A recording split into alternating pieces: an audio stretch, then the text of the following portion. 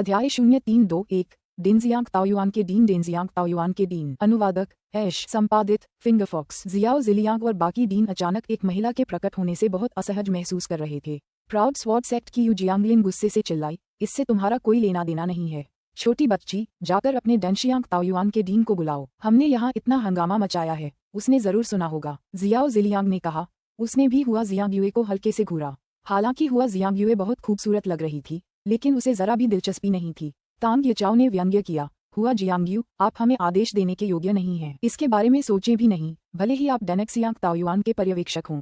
तांग येचाओ बस यहीं तक बोला, इससे पहले कि उसकी पुतलियां जोर से सिकुड़ गईं, क्योंकि उसने अचानक हुआ शियांगयू से एक हल्की सुनहरी आभा निकलती देखी। ये बिल्कुल नाशवान स्वर्णिम शरीर था, जो केवल वही व्यक्ति छोड़ सकता था जिसने 7वां निर्वाण क्लेश पार कर लिया हो। ये डेनशियांग ताओयुआन का अड्डा है, तुम दोनों में से कोई भी यहाँ कुछ नहीं संभाल सकता। यह मत सोचो कि अपनी थोड़ी सी ताकत से तुम जो चाहो कर सकते हो। मैं तुमसे नहीं डरता। हुआ शियांगयुए की आवाज बर्फ जैसी ठंडी और गुस्से से भरी थी, जिससे जियो जिलियांग और बाकी लोग कुछ कदम पीछे हट गए। उन सभी को उम्मीद नहीं थी कि डेनशियांग ताओयुआन का एक छोटा सा सुपरवाइजर 7वें क्लेश निर्वाण क्षेत्र का एक मार्शल आर्टिस्ट होगा जो जियो जिलियांग के बराबर का होगा। हालांकि तांग येचाओ और यू जियांगलिन डीन थे, फिर भी उन्हें अभी 7वां क्लेश पार करना बाकी था, और इस समय उनका रंग बेहद बदसूरत हो गया था। उनके चेहरे तप रहे थे, मानो किसी ने उन्हें 2-4 थप्पड़ जड़ दिए हों, क्योंकि अभी कुछ देर पहले ही उन्होंने हुआ शियांगयुए को कम आंका था और उन्हें हैरानी हुई कि हुआ शियांगयुए उनसे कहीं ज्यादा ताकतवर था। पूरे चौक में सन्नाटा छा गया। मंच के नीचे से ये लोग जानते थे कि हुआ शियांगयू में जरूर कोई खास बात होगी कि वो डेनशियांग ताओयुआन की सुपरवाइजर बन पाए। किसे पता था कि उसके रौबदार अंदाज से ही 2 संप्रदायों के डीन डर के मारे पीले पड़ गए थे। हालांकि उन्हें हुआ शियांगयू की असली ताकत का अंदाजा नहीं था, लेकिन देखने से लग रहा था कि यह खूबसूरत और आकर्षक महिला उन दोनों पुरुषों से कहीं ज्यादा ताकतवर थी। दूसरों को अपनी संकीर्ण दृष्टि से आंकना। चेन जियांग ने हल्के से खर्राटे लिए, जिससे यू जियांगलिन, तांग येचाओ और जिया जिलियांग के चेहरे अचानक एक साथ पूरी तरह लाल हो गए। सबने चेन जियांग को घूर कर देखा। हुआ शियांगयुए ने ठंडे स्वर में कहा, चेन शियांग हमारे डेनजियांग ताओयुआन के मानद मुख्य कीमियागर हैं। हालांकि वह हमारे डेनजियांग ताओयुआन के शिष्य नहीं हैं, लेकिन चूंकि वह उच्च स्तरीय टूर्नामेंट के विजेता हैं, इसलिए वह इस उपाधि का आनंद ले सकते हैं। डेनजियांग ताओयुआन का दायित्व है कि वह कीमियागर समुदाय के ऐसे प्रतिभाशाली व्यक्ति की रक्षा करे। अगर आपने उनके खिलाफ कार्रवाई करने की हिम्मत की तो आप हमारे डेनजियांग ताओयुआन के दुश्मन बन जाएंगे। यदि एक पर्यवेक्षक इतना शक्तिशाली है, तो उसके पीछे का रहस्यमय डीन और भी अधिक शक्तिशाली होगा। डीन हुआ, हाँ, आपको ऐसा कहना इतना गलत नहीं होगा। बेशक आप डेनशियांग ताओयुआन के डीन ही होंगे। मैंने आपको कई बार देखा है, हालांकि मैंने आपका चेहरा नहीं देखा है, लेकिन मैं अब भी आपकी आभा से आपको पहचान सकता हूँ। बू डोंगचेन मंद मंद मुस्कुराया। क्या? हुआ शियांगयुए डेनशियांग ताओयुआन का रहस्यमय डीन था। चेन शियांग हक्का बक्का रह गया, लेकिन जब उसने सोचा तो उसे जल्द ही समझ आ गया कि लियू मैंगर और हुआ शियांगयुए इतने परिचित क्यों होंगे, क्योंकि लियू मैंगर अक्सर डेनशियांग ताओयुआन के डीन से डेंस को निखारने के लिए संपर्क करता था। जियाओ जिलियांग और बाकी लोग भी डेनशियांग ताओयुआन के डीन के बारे में बेहद उत्सुक थे, लेकिन उन्हें ये जानकर बहुत आश्चर्य हुआ कि वह अप्रत्याशित रूप से हुआ शियांगयुए ही थी। अब उन्हें समझ में आया कि डेनशियांग ताओयुआन में हुआ शियांगयुए जो चाहे कर सकती थी। डेनशियांग ताओयुआन में उसका पद डीन के समान ही था, क्योंकि वह स्वयं डीन थी। हालांकि वह केवल रहस्यमय होने का नाटक कर रही थी, जिससे दूसरों को लगे कि डेनशियांग ताओयुआन अथाह है। हुन्फ, तुम्हारा मुंह बहुत बड़ा है, हुआ जियांगयू ने ठंडे स्वर में कहा। उसने ये भी उम्मीद नहीं की थी कि गू डोंगचेन वास्तव में उसे पहचान लेगा। यह उसकी उम्मीद से बिल्कुल परे था। जियो जिलियांग और बाकी सभी एक साथ बहुत शर्मिंदा महसूस कर रहे थे। कुछ देर पहले ही वे हुआ शियांगयू को नीची नजर से देख रहे थे, लेकिन उन्हें उम्मीद नहीं थी कि हुआ शियांगयू की पहचान इतनी चौंकाने वाली होगी। न सिर्फ उसकी ताकत भयानक थी, बल्कि उसकी कीमिया तकनीक भी वैसी ही थी। चेनवू मुख्य भूमि पर केवल 2 कीमियागर ही उच्च स्तरीय डैन को परिष्कृत कर सकते थे, एक डेनशियांग ताओयुआन का डीन और दूसरा एक्सट्रीम मार्शल सेक्ट का एल्डर डैन। ऐसे लोग बिल्कुल भी नाराज नहीं हो सकते थे। कौन जाने चेनवू मुख्य भूमि में अभी भी कितने शक्तिशाली निर्वाण क्षेत्र के मार्शल कलाकार छिपे हुए हैं। अगर वह अपनी कीमियागिरी से इन निर्वाण क्षेत्र के मार्शल कलाकारों को आकर्षित करती तो उसकी ताकत बहुत भयानक होती। चेनवू मुख्य भूमि में ही नहीं, विदेशों में भी कुछ मुख्य भूमियों में उच्च श्रेणी के कीमियागर बहुत कम थे। अगर हुआ शियांगयुए चाहती तो निर्वाण क्षेत्र के कई मार्शल कलाकार निश्चित रूप से दान को परिष्कृत करने में उसकी मदद लेने आते। चेन जियांग चुपके से मजे ले रहा था। हुआ जियांगयू ने उसे सुरक्षा के लिए मानद मुख्य कीमियागर की उपाधि दी थी। भविष्य में वह इन लोगों से निडर रहेगा, लेकिन हुआ जियांगयू को समझने का उसके पास अभी भी कोई रास्ता नहीं था, क्योंकि हुआ जियांगयू ने उसे हर कीमत पर अपने पक्ष में करने की कोशिश की थी। उसने अपना रूप दिखाने में भी संकोच नहीं किया, और तो और वह उसकी दासी बनने को भी तैयार थी। तुम्हें बाद में जरूर पछताना पड़ेगा। जब चेन जियांग ने उसे दासी के रूप में रखने से इनकार किया था, तब भी उसने यही कहा था। चेन जियांग को अब सचमुच थोड़ा पछतावा हो रहा था। अगर उसके पास इतनी शक्तिशाली दासी थी तो उसे डर क्यों लगता। डीन हुआ, क्या हम इस जगह को इस्तेमाल के लिए उधार ले सकते हैं? हम एक अवरोध हटा देंगे और इस जगह को बिल्कुल भी नुकसान नहीं पहुंचाएंगे। अगर इसे नुकसान पहुंचा तो हम आपको 100 गुना मुआवजा देंगे। जियो जिलियांग ने बहुत आत्मविश्वास से कहा। हुआ जियांगयू ने ठंडी मुस्कान के साथ कहा, इस चौक को बनाने में 100 मिलियन क्रिस्टल पत्थर लगे हैं। अगर आपने इस जगह को जरा भी नुकसान पहुंचाया तो क्या आप मुझे सचमुच 10 बिलियन क्रिस्टल पत्थर देंगे? 10 अरब क्रिस्टल पत्थर। यह आंकड़ा सुनकर कुछ डीनों के दिलों में दर्द की लहर दौड़ गई। न सिर्फ चौक बहुत बड़ा था बल्कि इस्तेमाल की गई ईंटें भी बहुत मजबूत थीं। इस तरह की ईंटें खास तौर पर खनन करके निकाली गई थीं और प्रसंस्करण से गुजरी थीं। यहाँ तक कि फर्श भी बहुत मोटा था। वाकई चौक की लागत 10 लाख से भी ज्यादा क्रिस्टल पत्थर रही होगी। गु डोंगचेन ने हंसते हुए कहा, मैं बाधा डालने में आपकी मदद नहीं करने वाला। आखिरकार आप ही थे जो इस बदमाश से लड़ाई करना चाहते थे। क्या आप अब भी मुझे मजबूर कर सकते हैं? मुझे, चरम मार्शल संप्रदाय के डीन को, अपने ही शिष्य को धमकाने के लिए मजबूर कर सकते हैं? चेन जियांग भी मुस्कुराया और बोला, तुम मुझसे लड़ाई करना चाहते थे। मैं सिर्फ यहीं लड़ूंगा। अगर तुम चाहते हो कि मैं किसी पहाड़ या जंगल में चला जाऊं तो मैं छोड़ देता हूं। किसी को अपनी चुनौती स्वीकार करवाने के लिए सामने वाले पक्ष से कई शर्तें रखने का वादा करना पड़ता है। इस तरह से काम करना बेहद अनुचित था। तुम तो बस एक सच्चे मार्शल दायरे के मार्शल कलाकार हो। क्या तुम्हें लगता है कि हमारे द्वारा खड़ी की गई बाधा अभी भी तुम्हारा सामना करने के लिए पर्याप्त नहीं है? अगर तुम एक ईंट भी तोड़ दोगे तो मैं डेनशियांग ताओयुआन को 10 अरब क्रिस्टल पत्थर दूंगा। जियो जिलियांग ने ठंडे स्वर में बड़बड़ाया। गु डोंगचेन और हुआ शियांगयुए ने उसे दबा दिया था, जिससे वह बेहद उदास और व्यथित था। गु डोंगचेन 8वें निर्वाण क्लेश पार करने वाली मार्शल कलाकार थी, जबकि हुआ शियांगयुए 7वें क्लेश पार कर चुकी थी। फिर भी वह एक प्रतिभाशाली कीमियागर भी थी। दोनों ही उससे कहीं बेहतर थीं। हालांकि जियाओ जिलियांग हुआंग जितियान के युग का एक पात्र था। उस युग के प्रसिद्ध पात्र यदि स्वर्गारोहण नहीं कर पाए तो निर्वाण क्लेश के दौरान धुएं के गुबार में विलीन हो गए थे। हालांकि वह अभी भी जीवित है। वह बेहद दुखी और उदास था, खासकर उन कनिष्ठों का सामना करते हुए जो उससे बेहतर थे। इससे उसके लिए अपना सिर ऊंचा रखना और भी मुश्किल हो गया। पिछली बार चेन जियांग और लियान चांगेयुन के बीच लड़ाई के दौरान क्योंकि अवरोध 3 निर्वाण क्षेत्र के मार्शल कलाकारों द्वारा लगाया गया था, इसलिए चाहे उसने कितनी भी शक्ति लगा ली हो वह एक कण भी नष्ट नहीं कर सका। इसलिए अगर वह एक ईंट भी तोड़ना चाहे तो यह वास्तव में बहुत मुश्किल होगा। फिर भी चेन जियांग कोशिश करना चाहता था। इस तरह वह जियो जिलियांग को खून बहा सकता था और हुआ जियांगयू को 10 अरब क्रिस्टल पत्थर भी दे सकता था, जो इन दिन के लिए भी एक बड़ी राशि थी। अच्छा, अब तुम जो चाहो कर सकती हो, हुआ जियांगयू ने शांति से कहा और फिर उड़कर डेनजियांग टावर की 20वीं मंजिल पर लौट गई।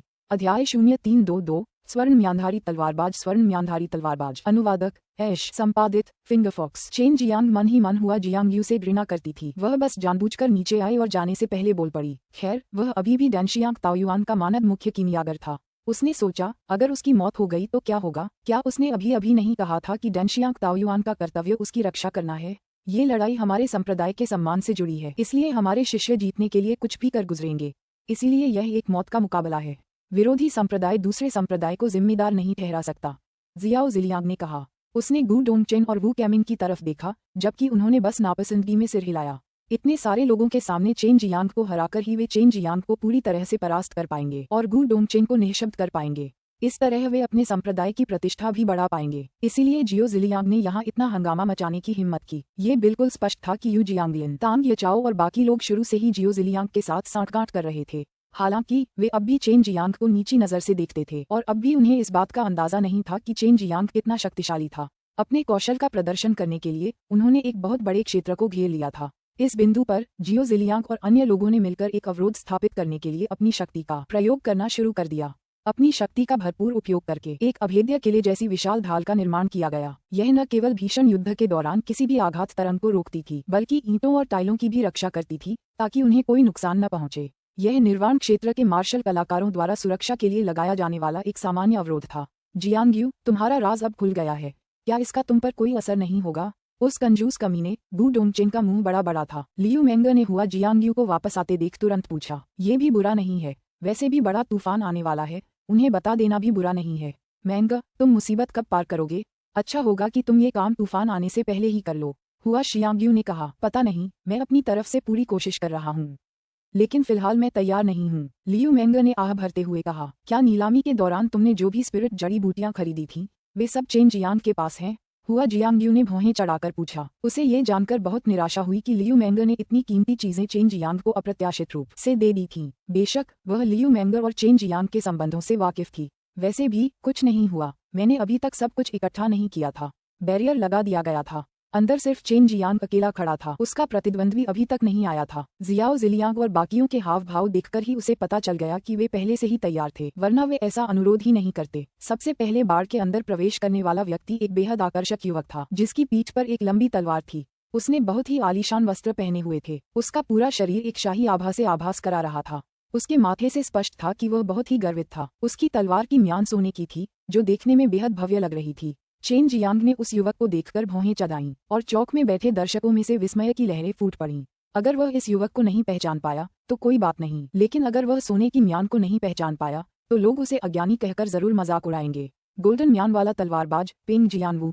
चेन जियांग ने पूछा। बिल्कुल, पेंग जियानवू ने तिरस्कारपूर्ण लहजे में जवाब दिया। उसका पूरा शरीर अहंकार से भरा हुआ था, जिससे आसपास खड़े लोग बेहद असहज महसूस कर रहे थे। स्वर्ण म्यान धारण करने वाला तलवारबाज प्राउड स्वॉर्ड सेक्ट का सबसे प्रसिद्ध युवा शिष्य था। वह ट्रू मार्शल रियल्म के छठे स्तर पर था। वह न केवल अत्यंत बलवान था, बल्कि उसके पास एक अत्यंत शक्तिशाली दोधारी तलवार भी थी। अफवाहों के अनुसार यह एक उत्कृष्ट श्रेणी का हथियार था, और इतना ही नहीं, किसी ने भी अभी तक इसे म्यान से बाहर नहीं देखा था। तुम तलवार से मुझसे लड़ना चाहते हो? चेन जियांग ने मुस्कुराते हुए पूछा। उसने अभी अभी नीला ड्रैगन वध करने वाले शैतानी ब्लेड को ड्रैगन सोल के साथ मिलाया था। उसे चिंता थी कि उसे इसे परखने का मौका नहीं मिलेगा। इस समय सभी को चेन जियांग की भयावह तलवार याद आ गई। सभी की राय में वह एक शक्तिशाली, शानदार हथियार भी था, और कई प्रसिद्ध मार्शल कलाकार उसकी तलवार के नीचे मारे गए थे। बिना तलवार के गर्वित तलवार संप्रदाय बिना भुजाओं वाले योद्धा के समान था। उनकी शक्ति बहुत कम हो जाती, लेकिन अगर उन्हें तलवार चलाने की अनुमति दी जाती तो चेन जियांग भी अपनी तलवार चला सकता था। पेंग जियानवू ने यू जियांगलिन की ओर देखा। इससे पहले कि यू जियांगलिन ने पुष्टि में उसकी ओर सिर हिलाया। यू जियांगलिन के सिर हिलाने को देखकर लियू मैंग के चेहरे पर एक हल्की सी मनमोहक मुस्कान आ गई। वह जानती थी कि चेन जियांग की नीले ड्रैगन वध करने वाली शैतानी तलवार कितनी शक्तिशाली थी। क्या इसकी तुलना उस उत्कृष्ट हथियार से की जा सकती थी? भले ही वह एक पौराणिक अमर हथियार हो, फिर भी उसका मुकाबला करना मुश्किल होगा, खासकर अब जब उसमें ड्रैगन आत्मा समाहित हो गई थी। मैं तलवार चलाऊंगा, तुम भी अपनी धार चला सकते हो, लेकिन मुझे उम्मीद है कि तुम उतने ही कुशल हो जितना वे कहते हैं, और मेरी तलवार को म्यान से बाहर निकाल सकते हो। पेंग जियानवू ने तिरस्कार से चेन जियांग को देखा। छठे स्तर के ट्रू मार्शल रियल्म के मार्शल आर्टिस्ट को 9वें स्तर के स्पिरिट वेपन का इस्तेमाल करते देखना ही काफी गर्व की बात होगी, खासकर तब जब वह किसी बेहद शक्तिशाली ब्रिलियंट वेपन का इस्तेमाल कर रहा हो। ये भी याद रखना चाहिए कि प्राउड स्वॉर्ड सेक्ट के लोगों में घमंड गहराई तक समाया हुआ था, और अगर ऐसे व्यक्ति को ब्रिलियंट वेपन इस्तेमाल करने की इजाजत मिल जाए तो उसका घमंड आसमान से भी ऊपर क्यों न हो। इस समय पेंग जियानवू की यही स्थिति थी। अपने आप को एक शक्तिशाली दोधारी तलवार का स्वामी समझते हुए वह दुनिया को तुच्छ समझता था। इतना ही नहीं, अतीत में उसने जिन कई प्रसिद्ध युवा मार्शल आर्टिस्टों का सामना किया था, वे सभी उसकी तलवार के नीचे बुरी तरह पराजित हो चुके थे। फिर भी यह नहीं भूलना चाहिए कि उसकी तलवार अभी भी म्यान से बाहर नहीं निकली थी। चेन जियांग के चेहरे पर एक बेहद चमकदार मुस्कान आ गई। सिर्फ लियू मैंग ही इस मुस्कान को समझ पाए, और बेशक सू मेयाओ और बाकियों को भी। इस वक्त पेंग जियानवू का अहंकार, दोधारी तलवार, उनकी आंखों में पहले से ही लोहे का टुकड़ा बन चुका था। पेंग जियानवू ने जल्दी से अपनी पीठ से सुनहरी म्यान वाली तलवार निकाली, और चेन जियांग ने भी एक लंबा चाकू निकाला। इस चाकू को देखकर सभी को बहुत संदेह हुआ। हालांकि इस धार पर एक नीला ड्रैगन उकेरा हुआ था, लेकिन ये काफी छोटा था। ये थोड़ी लंबी तलवार जैसी थी, फिर भी यह तलवार नहीं थी, क्योंकि इसकी पीठ चाकू की तरह कुंद थी और इसकी नोक थोड़ी मुड़ी हुई थी। चाकू को देखने से लग रहा था कि यह चेन जियांग के कीमती ब्लेड से काफी मिलता जुलता है। हालांकि पहले वाला ब्लेड काफी चौड़ा हुआ करता था, और ब्लेड का शरीर तलवार जैसा था। जब AJIO dragon slaughtering devil blade को ड्रैगन सोल के साथ मिला दिया गया तो वह ब्लेड के आकार को स्वतंत्र रूप से नियंत्रित कर सकता था। चेन जियांग ने ब्लेड को थोड़ा संकरा कर दिया था, ताकि वह इसे अधिक लचीले ढंग से उपयोग कर सके। पहले उसका विशाल रूप बहुत दबंग और डरावना लगता था, लेकिन अब वह बहुत सजावटी लग रहा था, लेकिन साथ ही उसमें हल्का सा अहंकार भी था। फिर भी वह नाजुक और सुंदर लग रहा था। चेन जियांग को उस मशहूर विशालकाय तलवार का इस्तेमाल न करते देख पेंग जियानवू को लगा कि चेन जियांग उसे नीचा दिखा रहा है, इसीलिए वह अपने सबसे शक्तिशाली हथियार का इस्तेमाल नहीं कर रहा है। इससे उसे लगा कि यह उसका अपमान है, लेकिन वह भूल गया था कि उसकी तलवार अभी भी म्यान में है। क्या वह दूसरों का अपमान नहीं कर रहा था? चेन जियांग ने भी जानबूझकर एक कारण से इसका आकार बदल दिया था। वह पेंग जियानवू को बताना चाहता था, तुम इस लायक नहीं हो कि मैं ब्रॉडस्वॉर्ड का इस्तेमाल करूं। गर्वित तलवार संप्रदाय के सदस्य बहुत ही गुस्सैल स्वभाव के थे, इसलिए उन्हें भड़काना बहुत आसान था। एक बार जब चेन जियांग ने अपना हथियार दिखाया तो उसे पता चल गया कि वह सफल हो गया है। हालांकि तलवार और चाकू की शक्ति एक जैसी थी, फिर भी उसे लगा कि तलवार थोड़ी ज्यादा दबंग है। हालांकि इस समय वह गर्वित तलवार संप्रदाय के इस छोटे से घमंडी शिष्य से निपटने के लिए तलवार का इस्तेमाल करने में बहुत आलसी था, जो दूसरों को अपनी तलवार देखने तक नहीं देना चाहता। चेन जियांग, मुझे उम्मीद है कि तुम मेरी तलवार के नीचे नहीं मरोगे, ताकि मेरी तलवार किसी और मरे हुए आदमी के आक्रोश से दागदार न हो। पेंग जियानवू ने ठंडे स्वर में कहा और अपनी तलवार चेन जियांग की ओर तान दी। चेन जियांग ने देखा कि तलवार अभी भी म्यान में उसकी ओर तनी हुई है, तो उसने मन ही मन सोचा, रुको, मैं तुम्हें तुम्हारी तलवार को हमेशा के लिए उस कछुए के खोल जैसे म्यान में बंद करके मरने दूंगा। कुछ साल पहले सोने की म्यान वाला तलवारबाज बहुत मशहूर था, क्योंकि यू जियांगलिन उसे हमेशा हर जगह मुकाबले के लिए ले जाता था। कई प्रसिद्ध युवा true martial real martial artist हार चुके थे, इसीलिए चेनवू मुख्य भूमि में कई लोगों ने उसके कारनामों के बारे में सुना था और अक्सर लोग उन्हें ये कहते हुए सुनते थे कि अगर वह और चेन जियांग लड़ें तो कौन जीतेगा। अब वे अंततः मिल गए थे। अध्याय 0323 दया दिखाना। अनुवादक ऐश, संपादित फिंगरफॉक्स। पेंग जियानवू का सामना एक संयोगवश हुआ था। उसने खुद अपने हाथ में एक शानदार हथियार हासिल कर लिया था। इसके अलावा उसने शक्तिशाली तलवारबाजी की एक तकनीक भी सीखी थी और उसी शक्तिशाली तलवारबाजी की वजह से उसे पहले कभी हार का सामना नहीं करना पड़ा था। अफवाह है कि जब अदृश्य तलवार तकनीक का इस्तेमाल किया जाता है तो तलवार नजरों से ओझल हो जाती है। न तो इसे देखा जा सकता है, न ही महसूस किया जा सकता है। क्या यह आत्मा युद्ध तकनीक जैसा ही नहीं है? चेन जियान मन ही मन सतर्क था। अगर यह एक निषिद्ध युद्ध तकनीक होती तो उसे सतर्क रहना ही पड़ता। आखिरकार प्रतिद्वंद्वी के पास एक शक्तिशाली हथियार था। शुरू करना, जियो जिलियांग चिल्लाया। पेंग जियानवू ने शुरुआत से ही पहला कदम उठाया। बहुत तेज गति से उसने चुपचाप चेन जियांग पर वार किया। हालांकि तलवार अभी भी म्यान में थी, चेन जियांग अभी भी तलवार से निकल रही दमनकारी वध क्यूई को महसूस कर सकता था। चेन जियांग ने राहत की सांस ली, क्योंकि उसे एहसास हुआ कि यह सोल मार्शल टेक्निक नहीं थी। पेंग जियानवू के तलवार के वार की गति बहुत तेज थी, इतनी तेज कि उसकी परछाई भी दिखाई नहीं दे रही थी। हालांकि चेन जियांग की दिव्य चेतना अत्यंत प्रबल थी, वह फिर भी उसके तलवार के वार को महसूस कर सकता था। लेकिन चेन जियांग प्रतिक्रिया नहीं कर सका, क्योंकि तलवार का वार उसके बाईं ओर से एक बहुत ही पेचीदा कोण से आ रहा था। अब उसे तलवार से रोकना संभव नहीं था। जब पेंग जियानवू की तलवार चेन जियांग की बाह पर लगी तो बस एक भंगुर सी आवाज सुनाई दी। उसे लगा जैसे वो किसी सख्त चीज को चीर रहा हो। तलवार का वार जाहिर तौर पर बहुत जोरदार था, भले ही वह उसके हाथ पर लगे काले कछुए के एडामेंटाइल कवच पर लगा हो, फिर भी जमीन में हल्का सा कंपन हुआ। चेन जियांग का बायां हाथ झटके से सुन्न हो गया। हालांकि ये सिर्फ एक पल के लिए था। पेंग जियांगवू को पूरा यकीन था कि उसकी तलवार के वार का सिर्फ शरीर से विरोध नहीं किया जा सकता। फिर भी चेन जियांग पर जरा भी असर नहीं हुआ था। ठीक उसी पल पेंग जियांगवू अचंभित रह गया। चेन जियांग के दाहिने हाथ ने उसकी पीठ के पीछे से उसकी तलवार को कसकर पकड़ लिया। म्यान पकड़े जाने के बाद चेन जियांग ने जल्दी से अपनी सच्ची क्यूई जुटाई और गहन आभा उंगली का इस्तेमाल किया। वह तलवार को म्यान समेत तोड़ना चाहता था, लेकिन उसे जल्द ही पता चल गया कि म्यान अविश्वसनीय रूप से कठोर थी। पेंग जियानवू को उम्मीद नहीं थी कि चेन जियांग उसकी तलवार पकड़ पाएगा, और वो भी इतनी जोर से। चाहे वह कितनी भी ताकत लगा ले, वह उसे वापस नहीं ले सकता था। इस बार उसने बेरहमी से चेन जियांग को एक जोरदार लात मारी। हालांकि लात मारते ही उसे पछतावा हुआ, क्योंकि चेन जियांग ने पहले ही इसका अंदाजा लगा लिया था और एक क्षैतिज वार से पलटवार किया था। पेंग जियानवू ने जल्दी से अपना पैर वापस खींच लिया, लेकिन उसकी जांघ पर अभी भी गहरा खून का धब्बा दिखाई दे रहा था। इस समय चेन जियांग ने पेंग जियानवू की तलवार से एक शक्तिशाली आघात तरंग का अनुभव किया। दर्द से उसके हाथ सुन्न हो गए और उसके पास तलवार छोड़ने के अलावा कोई विकल्प नहीं बचा। सभी के लिए हैरानी की बात यह थी कि पेंग जियानवू को शुरुआत में ही चोट लग गई थी और खून बह रहा था।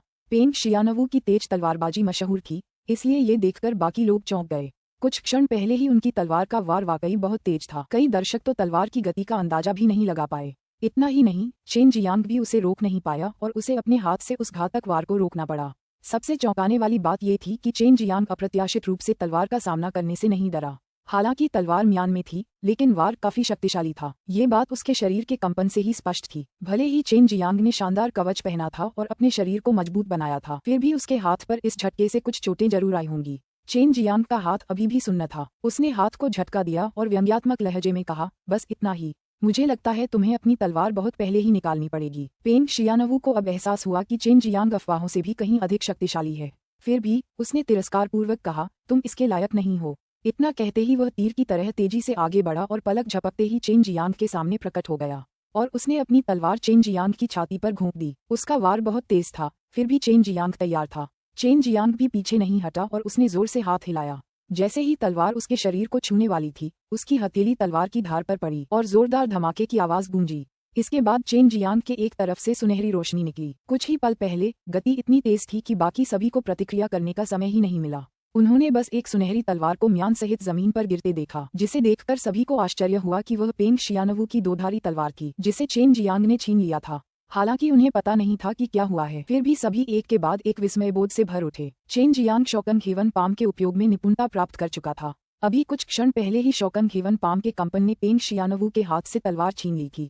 और चूंकि उस समय पेंग शियानवू ने अपनी पूरी शक्ति का प्रयोग किया था, इसलिए प्रभाव के परिणामस्वरूप शक्ति का विस्फोट हुआ, जिससे पेंग शियानवू का हाथ सुन्न हो गया और दोधारी तलवार उसके हाथ से छूट गई। चेन जियांग का पूरा चेहरा खुशी से खिल उठा, मानो वह पेंग शियानवू पर हंस रहा हो। पेंग शियानवू ने दूर गिरी दोधारी तलवार पर नजर डालते हुए ठंडे स्वर में हम की आवाज निकाली और फिर तलवार उठाने के लिए आगे बढ़ा। जैसे ही पेंग शियानवू ने तलवार उठाई, चेन जियांग की आकृति गायब हो गई। पेंग शियानवू जानता था कि चेन जियांग अभी भी मंच पर है, बस उसकी गति असाधारण रूप से तेज थी, जिसके कारण दूसरों के लिए उसकी आकृति को पकड़ पाना मुश्किल था। हालांकि कभी कभी चेन जियांग की धुंधली सी झलक अभी भी दिखाई देती थी। प्राउड स्वॉर्ड सेक्ट के युए जियांगलिन को अंदर ही अंदर पसीना आ रहा था, क्योंकि उन्हें एहसास हो गया था कि चेन जियांग बहुत ताकतवर है, खासकर उसकी गति। अचानक उनका चेहरा बिगड़ गया। पीछे हटो। डीन की चेतावनी सुनकर पेंग जियानवू स्तब्ध रह गया और साथ ही उसने अपने पूरे शरीर में एक खतरनाक आभा का अनुभव किया और फिर एक तीव्र वध क्यूई का प्रवाह शुरू हो गया। वह बचना चाहता था, फिर भी उसे लगा कि उसके पैरों में कुछ लिपटा हुआ है।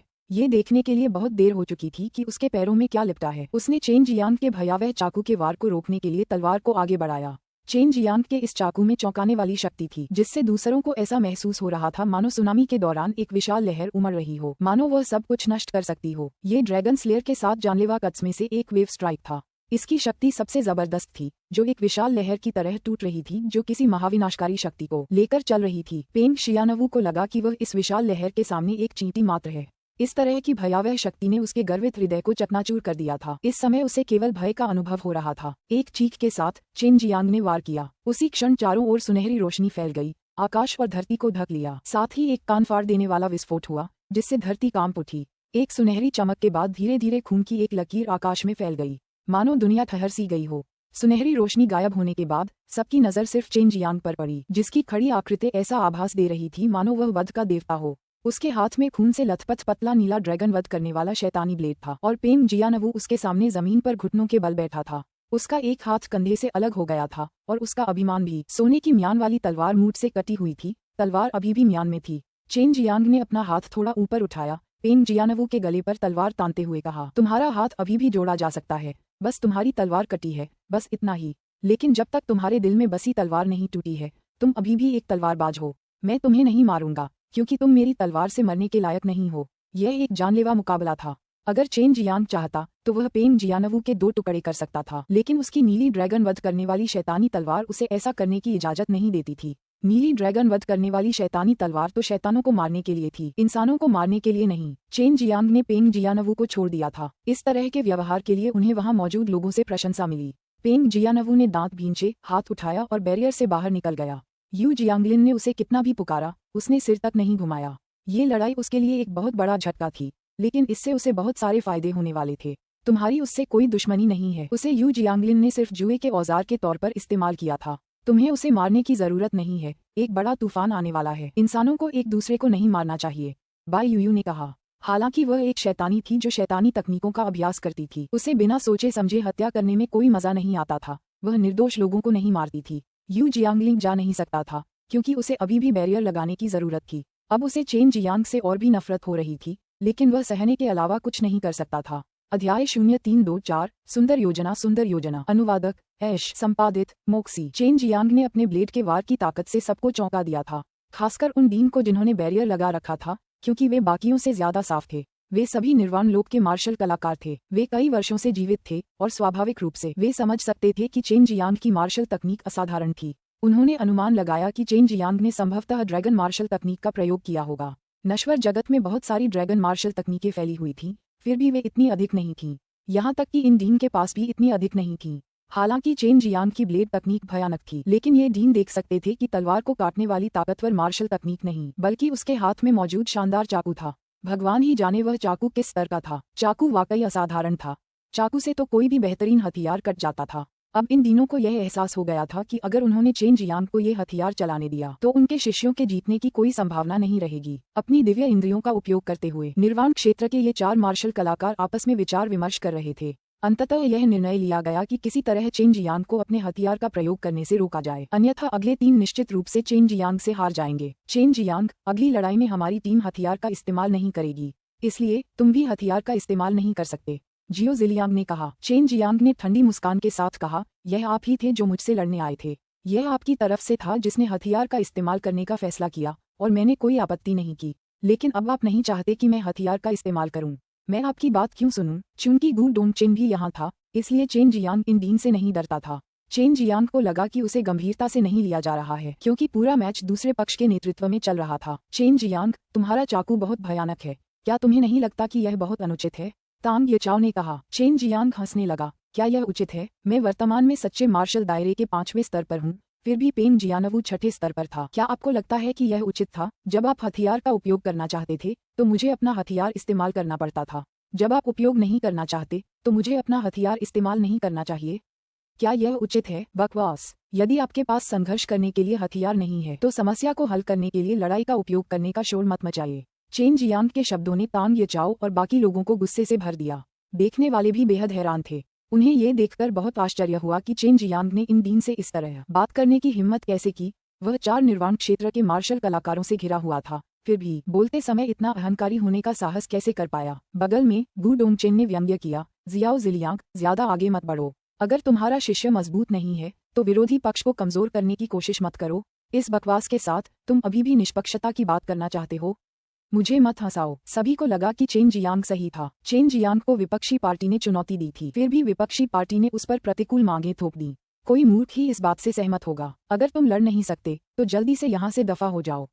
गू डोंगचेन ने ठंडे स्वर में कहा। उसे इन निर्वाण स्तर के मार्शल आर्टिस्टों से जरा भी डर नहीं था। वह 8वीं विपत्ति का निर्वाण स्तर का मार्शल आर्टिस्ट था। वह चेनवू मुख्य भूमि का सबसे शक्तिशाली मार्शल आर्टिस्ट था, क्योंकि 9वीं विपत्ति पार कर चुके अधिकांश मार्शल आर्टिस्ट स्वर्गलोक में समा चुके थे। शाओ जिलियांग मन ही मन प्राउड स्वॉर्ड सेक्ट को दोषी ठहरा रहा था, वरना शुरुआत में ही वे हथियारों के इस्तेमाल पर रोक लगा सकते थे और उन्हें अब इतनी सारी समस्याओं का सामना नहीं करना पड़ता। शुरू से ही नियम न बनाकर हम गलत थे, तो अब इसे एक नया नियम बना देते हैं। किसी को भी हथियार इस्तेमाल करने की इजाजत नहीं है।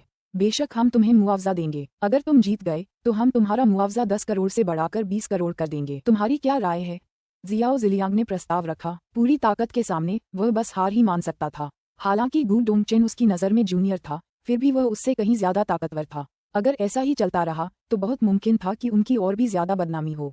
शुरू में जियाओ जिलियांग को लगा था कि 7वीं विपत्ति पार करने और मुक्त अमर सागर की स्थापना के बाद वह चरम मार्शल संप्रदाय से भी अधिक शक्तिशाली हो जाएगा। वह गर्व से अपना सिर ऊंचा कर सकता था, लेकिन उसे आश्चर्य हुआ कि गू डोंगचेन ने 8वीं विपत्ति पार कर ली थी। हालांकि वह केवल एक विपत्ति पीछे था, लेकिन अंतर आसमान और जमीन जैसा था। ठीक है, मैं वादा करता हूँ। चेन जियांग ने सहमति जताई। ड्रैगन सोल खरीदने के बाद चेन जियांग लगभग दिवालिया हो गया था। कुछ ही देर पहले वह 100 मिलियन क्रिस्टल स्टोन जीत चुका था।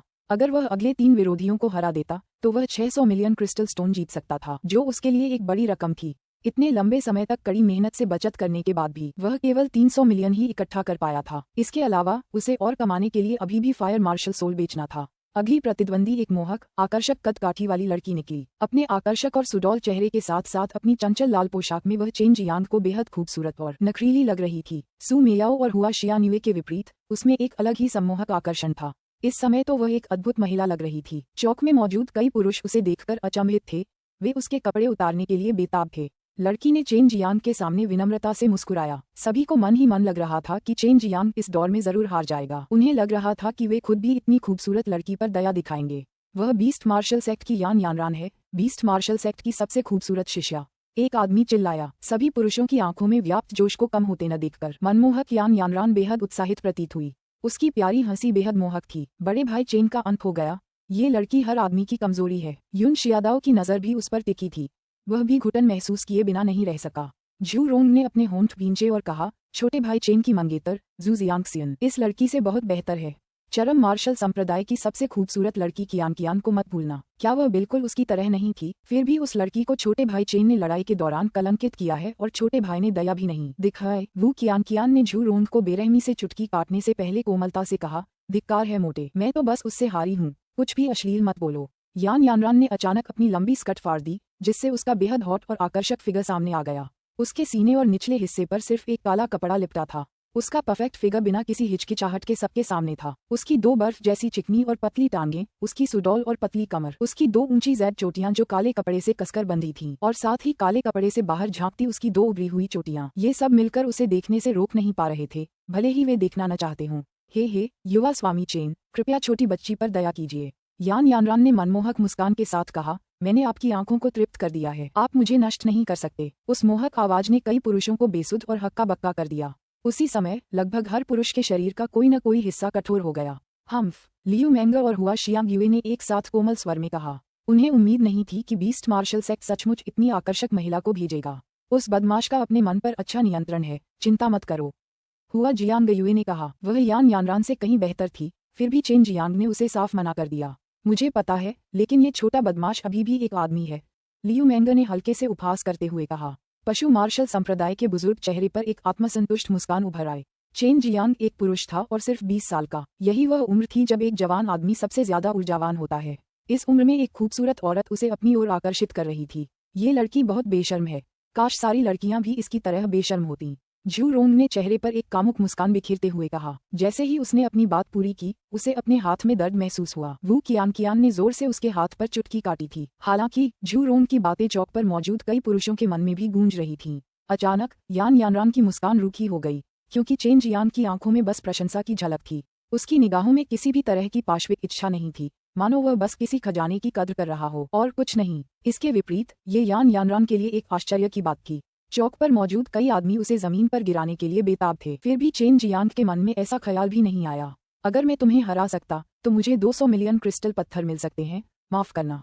चेन जियांग के चेहरे पर एक मुस्कुराहट दिखाई दी। फुटनोट कैरेट जू रोंग पी जुई शो डाओ शेलाओ दी देवे हूँ की सू सिया सिया के शी बी जे नूरे हाओ दे दुओ गेंग के क्वांग किया जे गे तई वू में दी मेरे है बुशी इयांग बे शेलाओ दी ला शोह कुई हुआ दा चेंग का हुआ बाय लेउमा का हुआ बाय लेउ। इसका मतलब है कौमार्य होने के बाद लड़की की सुंदरता का फीका पड़ जाना, मानो अब वह पवित्र नहीं रही। मुझे ऐसे जटिल चीनी विशेषण के लिए कलंकित के अलावा कोई और उपयुक्त शब्द नहीं मिला, इसीलिए अगले वाक्य में वू कियान कहती हैं कि झू रोंग अश्लील बातें कर रही हैं। अध्याय 0325 निर्दयी। अनुवादक ऐश। संपादित मोक्सी अपने नए कीबोर्ड और रेड लिटिल बेट के साथ। चेन जियांग की आंखों में चमकती निर्दयता की झलक देखकर यान यानरान को ऐसा लगा जैसे उसने कोई मक्खी खा ली हो। उसके प्रलोभन का चेन जियांग पर जरा भी असर नहीं हुआ। इस समय उसे एक जोकर जैसा महसूस हो रहा था, जैसे एक अकथनीय शर्मिंदगी ने उसे घेर लिया हो। हुआ जियांग ने भी ऐसा ही महसूस किया था जब वह अतीत में चेन जियांग को लुभाने में असफल रही थी। यान यानरान की प्रतिक्रिया भी हुआ जियांग जैसी ही थी। दोनों ने तुरंत कपड़े पहने और जल्दी से अपने सुंदर और कोमल शरीर को ढक लिया। यान यानरान के चेहरे की आकर्षक मुस्कान पलक झपकते ही गायब हो गई और उसकी जगह अब एक खतरनाक भाव ने ले ली। शुरू में उसे लगा था कि अपने शरीर से वह चेन जियांग को आकर्षित कर लेगी, जिससे चेन जियांग लड़ाई के दौरान अपनी सतर्कता कम कर देगा। हालांकि उसकी उम्मीदों के विपरीत उसकी योजना वास्तव में विफल हो गई। वह अच्छी तरह जानती थी कि चेन जियांग कितना ताकतवर है। अभी कुछ देर पहले भीड़ में छुपकर वह चेन जियांग की पिछली लड़ाई को ध्यान से देख रही थी। हालांकि वह छठे स्तर की ट्रू रियल मार्शल आर्टिस्ट थी, फिर भी उसे जरा भी भरोसा नहीं था। हालांकि वह समझ नहीं पा रही थी कि ऐसा क्यों है, लेकिन वह जानती थी कि चेन जियांग की ट्रू क्यूई उससे ज्यादा मजबूत और शक्तिशाली है। हुआ शियांग जब ये देख रही थी कि यान यानरान ने पहले ही हार मान ली है, तो मन ही मन खुश हो गई। चेन शियांग ने तो लियू मैंगर जैसे किरदार का भी दिल जीत लिया था, तो जाहिर है वह यान यानरान के बहकावे में नहीं आएगा। हालांकि चेन जियांग ने यान यानरान को पहले कभी नहीं देखा था, फिर भी वह जानवर मार्शल संप्रदाय की सर्वोच्च सुंदरी के बारे में जानता था। जब वह युन शियादाओ, झू रोंग और अन्य लोगों के साथ शराब पीने गया था, तो उसने एक बार उन्हें उसका जिक्र करते सुना था। उनके अनुसार यान यानरान एक बहुत ही समझदार मार्शल कलाकार थी और वह किसी बिल्ली जैसी मार्शल आर्ट का प्रयोग कर रही थी, जिससे वह बेहद फुर्तीली थी। यान यानरान को अपने कपड़े पहने देखकर पशु मार्शल संप्रदाय के बुजुर्ग को एहसास हुआ कि उनकी शुरुआती योजना नाकाम हो गई है। अगर यान यानरान हार जाती तो उनके पशु मार्शल संप्रदाय को चेन जियांग को 20 करोड़ क्रिस्टल पत्थर देने पड़ते। ये सोचकर वह मन ही मन दुखी हुआ। उसे जियो जिलियांग के साथ सहयोग करने का पछतावा हुआ। प्राउड स्वॉर्ड सेक्ट और ट्रू मार्शल सेक्ट के डीन भी यही सोच रहे थे। उन्होंने सोचा कि टूर्नामेंट खत्म होने के बाद चेन जियांग बहुत थक जाएगा और चेन जियांग को परेशान करने का यह एकदम सही समय होगा। लेकिन किसने सोचा था कि चेन जियांग के ठीक होने की गति उनकी कल्पना से कई गुना बेहतर होगी और उसकी ताकत उनकी कल्पना से भी परे होगी। ये डीन भी बेहद अनुभवी थे। चेन जियांग को वे पहली बार देख रहे थे। ये प्रतिभाशाली योद्धा जो 5वें स्तर के ट्रू मार्शल दायरे की शक्ति से भी छठे या 7वें स्तर के ट्रू मार्शल दायरे के किसी व्यक्ति को दबा सकता था। स्वाभाविक रूप से उन्होंने महसूस किया कि चेन जियांग एक शक्तिशाली मार्शल अभ्यास कर रहा था। शुरू करो, जियाओ जिलियांग चिल्लाया। उसकी आवाज पूरी तरह से निराशाजनक थी। अगर उनके चारों संप्रदाय बारी बारी से लड़ने के बाद भी चेन शियांग को हराने में नाकाम रहे तो उनकी प्रतिष्ठा पूरी तरह से मिट्टी में मिल जाएगी। भविष्य में चेन शियांग से लड़ने की हिम्मत उनमें नहीं रहेगी। जैसे ही जियाओ जिलियांग ने शुरू करने का इशारा दिया, यान यानरान अचानक पीछे की ओर कूद गई। चेन जियांग ने अभी एक ही वार किया था, लेकिन उसे यान यानरान की इतनी सतर्कता की उम्मीद नहीं थी कि उसका वार हवा में ही रह गया।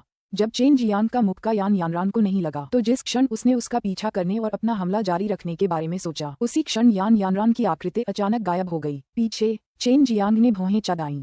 वह अचानक पलटा और बिजली की तरह घूंसे बरसाता रहा। पलक झपकते ही वह दर्जनों बार घूंसे मार चुका था, फिर भी हवा के अलावा कुछ नहीं मारा।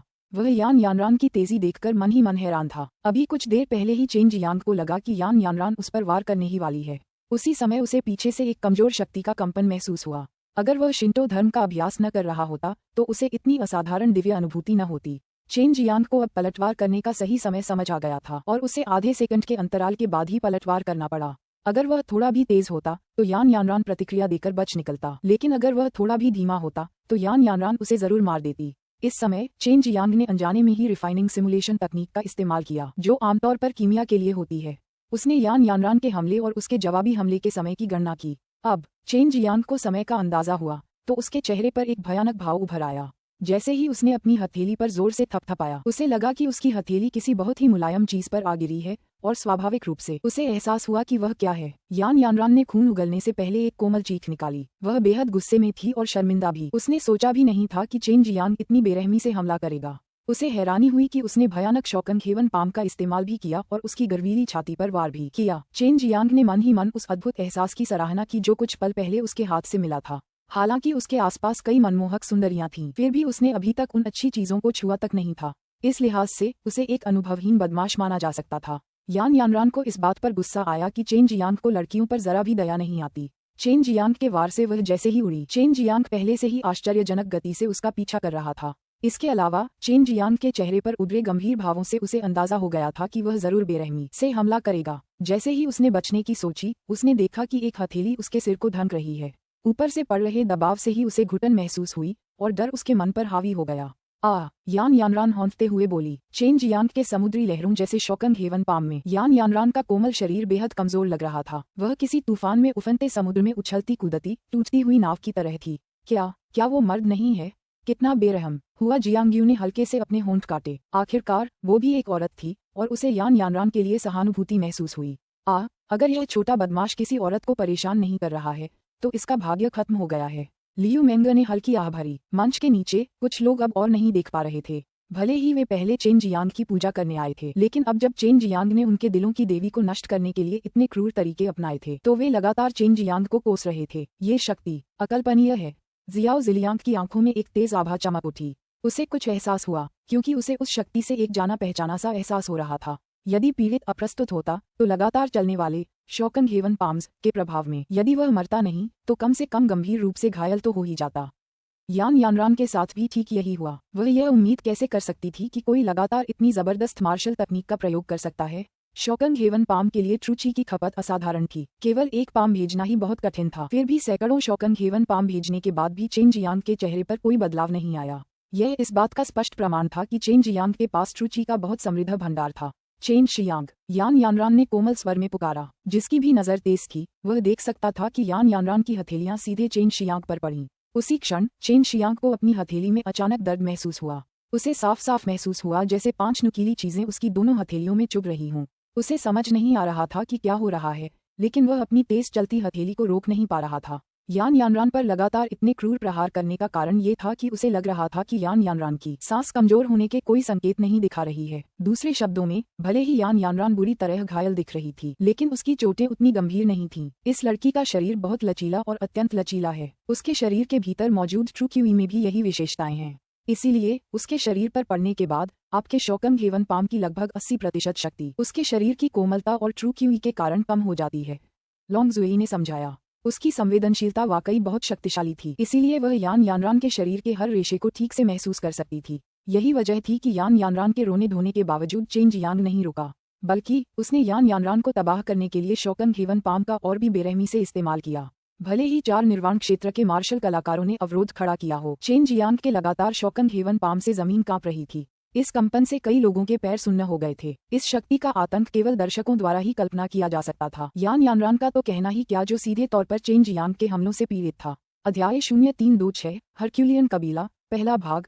हरक्यूलियन कबीला, पहला भाग। देरी के लिए क्षमा करें, मैं अपनी सफाई में कहना चाहता हूँ कि मैं अभी भी छुट्टी पर हूँ और दौरे का आनंद ले रहा था। अनुवादक ऐश, संपादित फिंगरफॉक्स। क्या ये छोटा बदमाश सचमुच इतनी खूबसूरत महिला को तबाह कर सकता है? उनकी कोई दुश्मनी नहीं है, उसे ऐसे क्रूर तरीके अपनाने की कोई जरूरत नहीं है। लियू मेंगर ने भौहें चढ़ाईं। वह नहीं चाहती थी कि चेन जियांग एक क्रूर इंसान बन जाए। वह जानती थी कि चेन जियांग एक ऐसा इंसान है जो हत्या करने से नहीं हिचकिचाएगा, लेकिन जब उसकी जान को खतरा होता है तभी वह ऐसे क्रूर तरीके अपनाता है। और तो और यान यानरान ने शुरू से आखिर तक किसी भी क्रूर तरीके का सहारा नहीं लिया था। शायद नहीं। क्या आपको यह अजीब नहीं लगता कि भले ही यान यानरान छठे स्तर की true martial real martial artist है, फिर भी इतने लंबे समय तक चेन जियांग के शोकंग हेवन पाम के प्रभाव में रहने के बावजूद वह इतनी तीखी चीखें निकाल सकती है? हुआ जियांग यू ने कहा। लियू मेंगर को भी कुछ एहसास हुआ। एक बहरा कर देने वाली बाघिन की दहाड़ के बाद सभी ने देखा कि चेन जियांग ने अचानक एक के बाद एक मुक्के बरसाए। चेन जियांग की मुट्ठी में एक विशाल सुनहरे बाघ का सिर दिखाई दिया जो बेरहमी से यान यानरान की कामुक छाती पर वार कर रहा था। यान यानरान एक करुण चीख के साथ चीखी। उसके मुंह से खून बहने लगा क्योंकि उसे जोर से धक्का दिया गया था। पल भर में वह बैरियर से बाहर आ गई। बाहर निकलते ही वह फुर्ती से लुढ़क गई और जमीन पर मजबूती से खड़ी हो गई। ये देखकर चौक में तुरंत ही विस्मय की लहर दौड़ गई। सबको आश्चर्य हुआ कि चेन जियांग के शोकंग हेवन पाम से पीड़ित होने के बावजूद यान यानरान अपनी जगह पर डटी रही। बस उसका रंग थोड़ा पीला पड़ गया था, उसके मुंह के कोनों से खून बह रहा था, उसकी सांसें कुछ तेज चल रही थीं। ऐसा लग रहा था कि उसे कोई गंभीर चोट नहीं लगी थी। चेन जियांग ने अपने हाथों की ओर देखा। उसकी हथेली पर 5 घाव थे, मानो किसी पंजे से वार किया गया हो जिससे सीधे उसकी हथेली में छेद हो गया हो। अपने सामने उस आकर्षक आकृति को देखकर चेन जियांग ने दांत पीस लिए। यह महिला स्वर्ण म्यांधारी तलवारबाज से कहीं ज्यादा शक्तिशाली थी। इस विशाल संसार में कई अद्भुत चीजें मौजूद हैं। न सिर्फ उसे उनसे फलदायी मुलाकात होगी बल्कि दूसरों को भी। उसे यकीन था कि उसके सामने खड़ी यह मोहक महिला जरूर उन्हीं लोगों में से एक होगी। उसकी कोमल बनावट उसके 5वें स्तर के अमर और शैतानी शरीर से कहीं बेहतर थी। मैं मानती हूँ, हमला मत करो। यान यानरान ने अपने बिखरे बालों को ठीक किया और फिर प्यार से चिल्लाए। चेन जियांग को थोड़ा आश्चर्य हुआ। ये देखकर वह आकर्षक मुस्कान के साथ बोली, निश्चिंत रहो, इसमें जहर नहीं है। बस याद रखना, मुझे धमकाना इतना आसान नहीं है। खैर, मेरे चेहरे पर मत मारने के लिए शुक्रिया, वरना मैं। जैसे ही उसने बोलना समाप्त किया, वह चौक में गायब होने से पहले कुछ बार उछली। बहुत ही भयानक महिला। उसके पंजे सचमुच काले कछुए के कवच को भेद गए, या उसका हमला इतना तेज था कि काले कछुए के कवच को भी बचाव करने का समय नहीं मिला इससे पहले कि उसने मेरी हथेली को छेद दिया। चेन जियांग ने मन ही मन कहा। इस महिला की कमजोरी उसका सिर था, फिर भी तुमने कभी उसके सिर पर वार नहीं किया। लॉन्ग जुएई ने कहा। हाँ, आखिरकार मैं नर्म दिल था। अफसोस, एक बहादुर नायक के लिए एक खूबसूरत औरत से आगे निकलना मुश्किल होगा। चेन जियांग ने दुखी होकर कहा। छी, तुमने उसके शरीर पर वार किया। मुझे लगता है तुमने सस्ते में बहुत फायदा उठाया, है ना? अगर उसका शरीर इतना मजबूत न होता तो उसे बहुत पहले ही गंभीर चोट लग चुकी होती। फिर भी तुम खुद को नर्म दिल कहते हो, सू मेयाओ ने नर्मता से कहा। चेन जियांग को भी एहसास हुआ कि उसका शोकंग हेवन पाम यान यानरान के खिलाफ बेअसर था। वह केवल शोकंग हेवन पाम को एक भयंकर आंधी की तरह भेज सकता था। अब उसे एक गंभीर समस्या का एहसास हुआ। उसने अपनी आधी सच्ची ची खर्च कर दी थी क्योंकि उसने उस आखिरी हमले के लिए पंचतत्व ब्रह्मांड की सच्ची ची का इस्तेमाल किया था। हालांकि चेन जियांग ने यान यानरान के चेहरे पर वार नहीं किया था, फिर भी सभी को लगा कि वह बहुत क्रूर था। उसने इतनी कमजोर लड़की को तबाह करने के लिए अप्रत्याशित रूप से इतनी भयावह हथेली तकनीक का इस्तेमाल किया था। पिछली 2 लड़ाइयों में चेन जियांग के साहस और पराक्रम ने, खासकर उस आखिरी लड़ाई में जहां उसने बिना रुके शोकंग हेवन पाम भेजना जारी रखा, कई ट्रू मार्शल रियल मार्शल आर्टिस्टों को बुरी तरह डरा दिया। अगर चेन जियांग उन पर लगातार बमबारी करता तो वे निश्चित रूप से पेस्ट में बदल जाते। उन प्रथम और द्वितीय स्तर के ट्रू मार्शल रियल मार्शल कलाकारों का तो कहना ही क्या, यहाँ तक कि चौक में मौजूद 5वें और 6ठे स्तर के ट्रू मार्शल रियल मार्शल कलाकार भी भयभीत थे। जानवर मार्शल संप्रदाय को अप्रत्याशित रूप से इतना शक्तिशाली शिष्य मिल गया है, लेकिन दुर्भाग्य से जानवर मार्शल संप्रदाय का नेता हमेशा से ही बहुत परेशान करने वाला रहा है और अब वे बिना किसी नेता के हैं। गु डोंगचेन भी निर्दयी था। एक पीढ़ी के अंतराल के बाद उसने एक बार फिर उनके डीन को मार डाला, हुआ जियांग यू ने कहा। लियू मेंगर ने निश्चित रूप से ऐसा नहीं सोचा था क्योंकि वह भी काले कछुए के रहस्यमय क्षेत्र में थी। उस समय गु डोंगचेन और तीनों को कई निर्वाण क्षेत्र के मार्शल कलाकारों ने घेर लिया था। गु डोंगचेन के लिए पशु मार्शल संप्रदाय के अधिपति और मुक्त अमर सागर, सच्चे मार्शल संप्रदाय और पशु मार्शल संप्रदाय के निर्वाण क्षेत्र के मार्शल कलाकारों को एक के बाद एक मारना बिल्कुल असंभव था। हालांकि चेन जियांग ने उसे कुछ नहीं बताया, लेकिन उसने थोड़ा बहुत अंदाजा लगा लिया था। उस समय चेन जियांग काले कछुए के रहस्यमय क्षेत्र में एक अजेय प्राणी के समान था। दूसरे लोग अपनी सच्ची क्यूई का उपयोग नहीं कर पा रहे थे, लेकिन वह कर सकता था। छोटे भाई तांग, अब तुम्हारे सच्चे मार्शल संप्रदाय की बारी है लड़ने की, जियो जिलियांग ने आग्रह किया।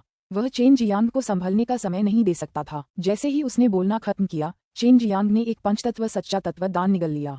कई दर्शकों को जलन हुई।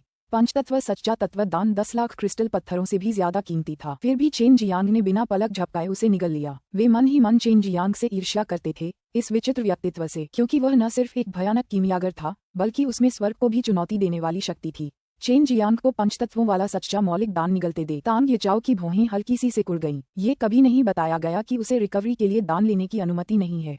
ये तो बताने की जरूरत नहीं कि वे बारी बारी से चेन जियांग से लड़ रहे थे। अगर सामने वाले को रिकवरी की अनुमति नहीं दी गई तो ये बहुत बेशर्मी होगी। पंच तत्व के सच्चे मौलिक दान को निगलने के बाद चेन जियांग ने उसकी शक्ति को पचाने के लिए तुरंत ताई ची वशीकरण ड्रैगन अभ्यास किया। वह पिछले 2 युद्धों में खर्च की गई सच्ची ऊर्जा को पुनः प्राप्त करना चाहता था, क्योंकि उसके अभी 2 युद्ध शेष थे। मेरा सच्चा मार्शल संप्रदाय हार मानता है, तांग येचाओ अचानक चिल्लाया। अब अगर वह अपने शिष्य को भेजता है तो क्या वह उसे सिर्फ यातनाएं देने के लिए नहीं भेज रहा है? ये बहुत नासमझी होगी। फिलहाल वे जियाओ जिलियांग से पूरी तरह असंतुष्ट थे, तो वह उनसे अपने शिष्य को पहले लड़ने के लिए क्यों कह रहा है, जबकि उसके मुक्त अमर सागर के शिष्य आखिर में लड़ेंगे? क्या वह सिर्फ उनका फायदा नहीं उठा रहा था? ये सोचकर तांग येचाओ बहुत दुखी हुआ। यही बात पशु मार्शल संप्रदाय और अभिमानी तलवार संप्रदाय के लिए भी सच थी। उन्होंने चेन जियांग की ताकत को कम कर दिया था, जबकि मुक्त अमर सागर आराम से बैठकर आनंद ले सकता था। अंत में उन्हें ही चेन जियांग को क्रिस्टल पत्थर देने होंगे। अगर मुक्त अमर सागर आखिरी लड़ाई जीत जाता तो चेन जियांग को उनके इशारे पर दानों को परिष्कृत करना पड़ता। मुक्त अमर सागर निश्चित रूप से आसमान छूते मुनाफे की कमाई करेगा। जियाओ जिलियांग को साफ तौर पर एहसास हो गया था कि तांग येचाओ और बाकियों के मन में क्या चल रहा था। वह भी इन जूनियर्स से पूरी तरह असंतुष्ट था। अगर वह एक्सट्रीम मार्शल सेक्ट पर पिंसर अटैक न करता तो वह उनके साथ गठबंधन करने की जहमत नहीं उठाता। लड़ाई शुरू होने से पहले ही तुमने हार मान ली। तुम जैसे जूनियर्स में तो बिल्कुल भी हिम्मत नहीं है, जियाओ जिलियांग ने धीमी आवाज में ताना मारते हुए कहा। उसी समय बाड़ के बाहर खड़े एक बूढ़े व्यक्ति ने अर्थपूर्ण नजर डाली। हालांकि चेन जियांग ने पिछली 2 लड़ाइयों में दया दिखाई थी। तांग येचाओ को चिंता थी कि चेन जियांग उसके सच्चे मार्शल संप्रदाय के शिष्य के साथ निर्दयी तरीके से पेश आएगा, क्योंकि चेन जियांग की सच्चे मार्शल संप्रदाय से गहरी दुश्मनी थी। इसके बाद फ्री इमॉर्टल सी की बारी थी। चेन जियांग ने पहले भी फ्री इमॉर्टल सी के कुछ शिष्यों को मारा था, लेकिन वे सिर्फ कुछ गुंडे थे। लेकिन अब फ्री इमॉर्टल सी का शिष्य निश्चित रूप से अधिक शक्तिशाली होगा, अन्यथा जियाओ जिलियांग इतना आत्मविश्वास से भरा हुआ नहीं दिखता। चेन जियांग धीरे धीरे पंचतत्वों के सच्चे तत्व दान को परिष्कृत कर रहा था। इससे चेन जियांग को अपनी सच्ची क्यूई का एक बड़ा हिस्सा पुनः प्राप्त करने में मदद मिली। वह जानता था कि विरोधी पक्ष उसे ठीक होने के लिए ज्यादा समय नहीं देगा, फिर भी अब उसके लिए एक लड़ाई लड़ना ही काफी था। अचानक एक विचित्र ऊर्जा उतार चढ़ाव आया। चेन जियांग तेजी से कुछ कदम पीछे हटा, तभी एक बच्चा अचानक उसके सामने प्रकट हुआ, जिसकी चोटी आसमान की ओर इशारा कर रही थी। प्राचीन हरक्यूलियन कबीला, लॉन्ग जुएई ने कहा। अध्याय 0327 हरक्यूलियन कबीला अंतिम भाग। हरक्यूलियन कबीला अंतिम भाग। अनुवादक ऐश, संपादक मोक्सी और फिंगरफॉक्स। एक बच्चे के अचानक प्रकट होने से चेन जियांग और बाकी सभी लोग आश्चर्यचकित हो गए। उन्हें एहसास हुआ कि वह मुक्त अमर सागर द्वारा भेजा गया शिष्य था, और वह भी अत्यंत बलवान। उसके अचानक प्रकट होने और उसके शरीर से निकलने वाले प्रभावशाली हाव भाव से बड़ी संख्या में लोग आश्चर्यचकित हो गए। प्राचीन हरक्यूलियन कबीला, लियान यिंगशियाओ ने भौहें चढ़ाते हुए कहा। अब तक वह गु डोंगचेन के पास पहुंच चुका था। किसने सोचा होगा कि वे वास्तव में चेनवू मुख्य भूमि में मौजूद होंगे? क्या चेन जियांग जीत पाएगा? गु डोंगचेन का चेहरा गंभीर हो गया। उस बच्चे को आते देख हुआ जियांग्यू ने प्यार से डांटा। जियो जिलियांग बेहद बेशर्म है। उसने वास्तव में इस आदमी को छोटे बदमाश से लड़ने के लिए भेजा था। निश्चिंत रहो, चेन जियांग के साथ खिलवाड़ नहीं किया जा सकता। उसका शरीर इस समय अमर और शैतान शरीर के 5वें स्तर पर है। हालांकि लियू मेंगर भी चिंतित थी, लेकिन जब उसे वह समय याद आया जब उसने चेन जियांग के शरीर को अमर और शैतान शरीर के 5वें स्तर तक पहुंचने में मदद की थी, तो उसे चेन जियांग पर तुरंत पूरा भरोसा हो गया। चेन जियांग के सामने खड़ा बच्चा सिर्फ 6-7 साल का लग रहा था। वह बहुत प्यारा लग रहा था, फिर भी उसकी चील जैसी तीखी आंखें उसकी उम्र से बिल्कुल मेल नहीं खा रही थीं। उसने अपनी मुठियां भींच रखी थीं और अपनी टांगें थोड़ी फैला रखी थीं, और उसके शरीर से निकलने वाला दमनकारी अंदाज उसे विस्मयकारी बना रहा था। उन तीखी आंखों में लड़ने की इच्छा को जलते हुए देखकर चेन जियांग ने चुपके से अपनी सुरक्षा बढ़ा दी। प्राचीन हरक्यूलियन कबीला क्या है? चेन जियांग ने लॉन्ग जुएई से पूछा। सु मेयाओ ने बीच में कहा, ये जन्मजात दिव्य शक्ति वाला एक कबीला है। इनका गर्भ 10 साल तक रहता है, लेकिन एक बार पैदा होने के बाद इनमें 10,000 जिन वजन उठाने की शक्ति होती है। इनका शरीर भी बेहद मजबूत होता है। हालांकि इनके शरीर की वृद्धि की गति एक औसत व्यक्ति की तुलना में 100 गुना धीमी होती है। दूसरे शब्दों में, आपके सामने खड़ा ये छोटा बच्चा कम से कम 500 साल का है। जन्म के बाद उनकी ताकत 10,000 जिन के बराबर थी। ये सुनकर चेन जियांग के मुंह के कोने फड़क उठे। और तो और वह आदमी कुछ 100 साल का भी था। और तो और उसका शरीर स्वाभाविक रूप से शक्तिशाली था। शायद उसकी सच्ची क्यूई भी बेहतर थी। हरक्यूलियन कबीला विभिन्न नश्वर लोकों में फैला हुआ है। प्राचीन काल में वे सबसे शक्तिशाली गुट थे, और शायद अब भी हैं। स्वर्गीय क्षेत्र में भी उनका स्थान बहुत छोटा है। ईश्वर ही जाने कि मुक्त अमर सागर ने ऐसे स्वर्ग विरोधी अस्तित्व को कैसे अपने में समेट लिया। तुम्हें सावधान रहना होगा, लॉन्गज़ुई ने कहा। जहाँ तक मुझे याद है, हरक्यूलियन कबीले के लोग पागल हैं, उन्हें समूहों में रहना पसंद नहीं है। वह मुक्त अमर सागर में कैसे रह सकता है? बाई यूयू ने संदेह से कहा। हालांकि हरक्यूलियन कुल में जन्मजात दिव्य शक्ति होती है, फिर भी उनके लिए सच्ची ची की साधना करना बहुत मुश्किल है। उनके लिए साधना कहना जितना आसान है, करना उतना आसान नहीं है। अगर वे सच्ची ची की साधना नहीं कर पाते तो वे केवल 300 साल ही जी पाते। अगर मेरा अनुमान सही है तो मुक्त अमर सागर उनके सच्ची ची की साधना के तरीके के अनुकूल होना चाहिए, इसीलिए वे मुक्त अमर सागर में रह रहे हैं, लॉन्गज़ुई ने कहा। चेन जियांग ने अपनी मुट्ठी कसकर भींच ली। हरकुलियन कुल का स्वर्ग में भी एक छोटा सा दर्जा है, इसलिए साफ जाहिर था कि वे बेहद शक्तिशाली थे। उसके सामने खड़े बच्चे में पहाड़ हिलाने की शक्ति थी। मैं जियाओ चो हूँ, एक 5वें स्तर का true martial real martial artist. उसकी आवाज बिल्कुल बच्चों जैसी थी, हालांकि उसमें एक बड़े आदमी का लहजा था जो बेहद अजीब लग रहा था। ये बदमाश तो बचकाना हरकतें कर रहा है। अगर हो सका तो मैं ये चाची इसे 2-3 बार सजा दूंगी। मैं इसे घुटनों पर बिठाकर दया की भीख मंगवाऊंगी, लॉन्गज़ुई ने तिरस्कार भरे लहजे में कहा। चेन जियांग मन ही मन उससे घृणा करता था। वह भी उसी तरह जवान होने का नाटक कर रही थी। वह और भी बेशर्म थी। छोटी बच्ची, तुम शाही ड्रैगन परिवार से हो। अगर तुमने अपनी पहचान बता दी तो तुम स्वर्ग में भी आज़ादी से घूम सकती हो। हालांकि हरक्यूलियन कबीला ज्यादा ताकतवर है, फिर भी वे इंसान हैं और निश्चित रूप से वे तुम्हारी इस राक्षसी की बराबरी नहीं कर सकते, सु मेयाओ ने कहा। मैं चेन जियांग हूँ, मैं भी 5वें स्तर का सच्चा मार्शल क्षेत्र का मार्शल कलाकार हूँ, चेन जियांग ने विनम्रता से उत्तर दिया। हालांकि सामने वाला पक्ष एक मुक्त अमर सागर का शिष्य था, फिर भी जब तक सामने वाला पक्ष उसे सम्मान देता वह सम्मान से जवाब देता। हालांकि चेन जियांग की मुक्त अमर सागर सच्चे मार्शल संप्रदाय और पशु मार्शल संप्रदाय के नेताओं से दुश्मनी थी, फिर भी उनके कई शिष्यों ने कोई गलत काम नहीं किया था।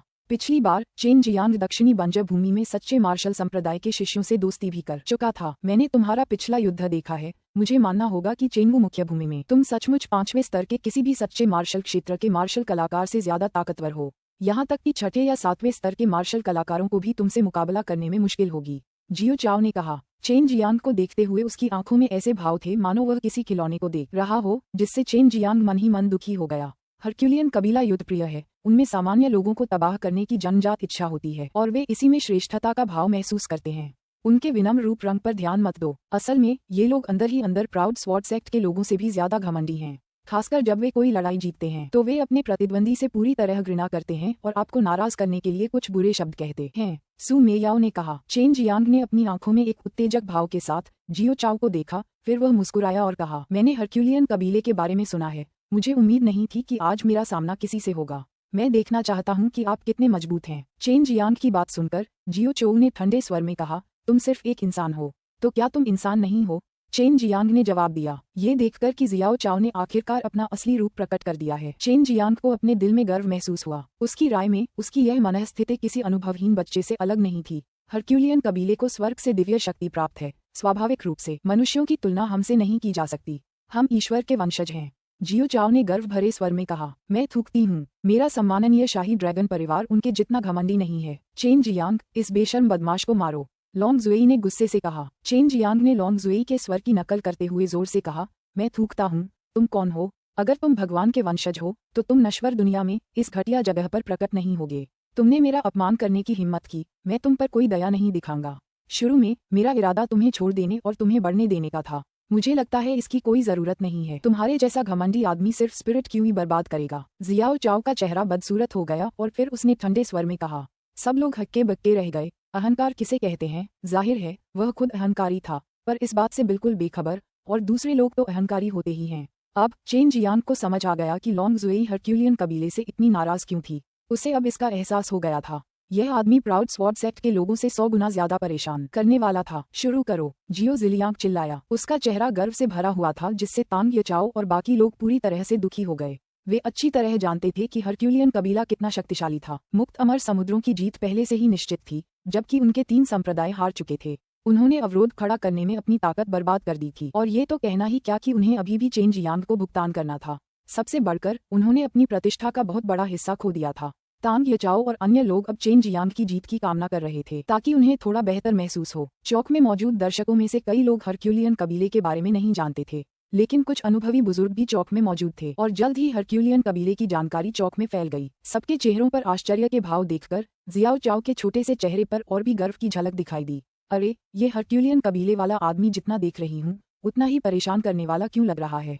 ग्रैनी लॉन्ग इसे पटक पटक कर मार डालेगी। लॉन्ग जुई ने गुस्से से कहा। चेन जियांग ने जल्दी से लॉन्ग जुई को सांत्वना दी। अगर वह दौड़कर बाहर आई और हरक्यूलियन कबीले के उस छोटे बदमाश को पीट दिया तो बड़ी संख्या में लोग जरूर अपनी पैंट गीली कर देंगे। छोटे ड्रैगन, अगर मैं उसे हरा नहीं सकता तो मैं हमेशा आपकी शक्ति का उपयोग कर सकता हूँ, चेन जियांग ने कहा। उस समय कुछ भी हो, उसे नीचे ले जाओ, लॉन्ग जुई ने कहा। चेन जियांग ने अनुमान लगाया कि लॉन्ग जुई के माता पिता का हरक्यूलियन कबीले के साथ कुछ संघर्ष रहा होगा, इसीलिए उसे हरक्यूलियन कबीले के प्रति नफरत विरासत में मिली। अध्याय 0328 दुर्जेय प्रतिद्वंद्वी। अनुवादक ऐश। संपादित आई बैलिस्टिक बनी। चेन जियांग और शियाओ चाओ की लड़ाई शुरू हो चुकी थी। फिर भी चेन जियांग को निराशा हुई जब शियाओ चाओ ने तुरंत हमला नहीं किया। आओ और मुझ पर हमला करो, मैं यहीं खड़ा हूँ, देखते हैं कि तुम मुझे यहाँ से जाने के लिए मजबूर कर सकते हो या नहीं। जियो चाओ वहाँ खड़ा था और गर्व से अपना सिर ऊंचा करके बोला। इतना अहंकार, जाहिर है कि जियाओ चाओ में जरूर कोई काबिलियत होगी। चेन जियांग जियाओ चाओ को कम नहीं आंकेगा, लेकिन वह गुस्से में था। जियाओ चाओ का अहंकार हद से ज्यादा था। छोटे ड्रैगन, क्या हरक्यूलियन परिवार में कोई कमजोरी है? चेन जियांग ने पूछा। अगर कोई कमजोरी होती तो वह हरगिज नर्म नहीं पड़ता। मुझे बस इतना पता है कि उनके लिए सच्ची ची ट्रू ची का अभ्यास करना मुश्किल है, बस इतना ही। मेरी वंशानुगत स्मृति में इसके अलावा और कुछ नहीं है, लॉन्ग जुई ने उत्तर दिया। वह तो बस एक छोटा बदमाश है, तुम्हें बस उसे हराना है।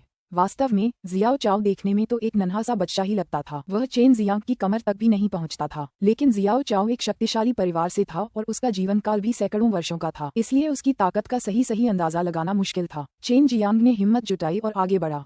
उसने ऊपर से जियाओ चाओ के सिर पर एक हथेली मारी, और वह एक असाधारण रूप से शक्तिशाली शोकन खेवन पाम था। इसकी भयावह गति को देखते हुए ये प्रहार किसी पहाड़ी को भी आसानी से तबाह कर सकता है। अगर यह किसी साधारण व्यक्ति पर पड़ता तो हथेली से निकलने वाली शक्तिशाली ऊर्जा के दबाव से ही वह कुचल जाता। हथेली नीचे आते ही वर्ग में कोई हलचल नहीं हुई। चेन जियांग का दिल बुरी तरह हिल गया क्योंकि उसकी हथेली सिर्फ एक उंगली से रुक गई थी। उसे आश्चर्य हुआ कि शियाओ चाओ ने सिर्फ एक उंगली से ही शोकन खेवन पाम को निष्क्रिय कर दिया था। ऐसा लग रहा था मानो सारी ऊर्जा उस उंगली से पूरी तरह बिखर गई हो। तुम बहुत कमजोर हो, जियाओ चाओ ने चेन जियांग के पेट पर एक मुक्का जड़ते हुए कहा। जियाओ चाओ अभी भी अपनी जगह पर खड़ा था। उसका हाथ बहुत छोटा था, चेन जियांग तक पहुंच ही नहीं पा रहा था। हालांकि जैसे ही उसने बच्चों जैसी मुक्का मारा, आकाश और पृथ्वी के बीच एक कान फाड़ देने वाली गड़गड़ाहट गूंज उठी। साथ ही मुंह से एक भयानक तूफान भी उठ खड़ा हुआ। वह प्रहार चेन जियांग के पेट पर पड़ा और एक और कान फाड़ देने वाली आवाज ने सभी के कानों को झकझोर दिया। चेन जियांग तीर की तरह उड़कर दीवार के किनारे जा गिरा। चेन जियांग को वापस रेंगने में दिक्कत हो रही थी।